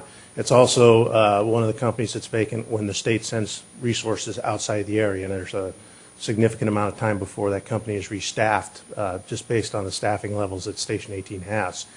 If you notice from the crews that are up there, San Mateo County Fire is getting a large influx of people from Southern California. So you're getting a lot of Ventura County, San Bernardino, Riverside County personnel that are now working in this county, and so there's a little bit of a delay in that response piece that comes as part of that. So there have been discussions around all of that. I don't know where the county is now in regards to their budget, in regards to any of the county fire or CAL FIRE resources, but it's certainly something in the future that would be looked at. Thank you. Anything else? Nope. Any other questions? Mr. Mayor, through the chair. Chief, I guess I got a little confused when you said that the county does a reimbursement. Was that on a per company or per station basis? For the paramedic piece? Yes. It's per company. Per company. How many companies do we have? 4 companies. Four About companies. $192,000 a year is what we have in revenue that comes in. Okay. Yeah, I just rounded up, said it was about $200,000. So just doing a rough calculation, if I want to play with this, the total budget for the fire department is about $12 million a year? Correct. Give or take. You got 4 stations, 4 companies? Correct. Give or take, it's about $3 million each. We're getting $47,000 to provide paramedic service to the county in this JPA. So that comes out to about 1.5% of the cost. Right. Per company. Now, based on that, what is the percentage of medical calls that the companies respond to? Well, I don't have them for each individual station, but it's about between 55 and 60% of our calls are. So the majority? Yeah, over 50%. Okay, over so half. the majority of calls are for paramedic, but the county is kicking in about 1.5 points. Yeah. Okay, I just wanted to get that out. I'm done. Thank you. Which is an issue we have had a lot of conversations about that with them. Understood. Thank you. Great. Any other points? Chief, yeah, I have a Mr. Klein? question, Chief Fry, about the cost of the fire department. What percentage of the bill essentially is employee costs? For the department? For the department. Roughly about 72% of the budget is employee costs. Okay. That's my only question. Yeah. I don't have any questions. No. Okay, so I think what we're looking at here, this is not a ordinance, we're looking at basically to proceed with some, or they use the term explore, but basically doing some reports on 4 different items that are summarized on page 4, 1 through 4. How do we proceed here? Through the chair, I think hopefully it says including exploring the 4. Hopefully there might be some other options. Mr. Moore is nodding his head, so I'm hopeful there might be some that aren't listed here. Okay. I mean, everything that we can figure out. Thank you very much. Does anybody have an issue with any of those 4? Well, through the chair, I agree with Councilman Grisilli. I think one of the main things we have to look at, and talking to members of the fire department and people who are pretty knowledgeable on the subject, is we have to look regional. Maybe CAL FIRE isn't the best idea. Maybe we can put together a regional department, and now that everyone's broke, this is the best time to do it. Maybe we can outreach to San Mateo and Redwood City.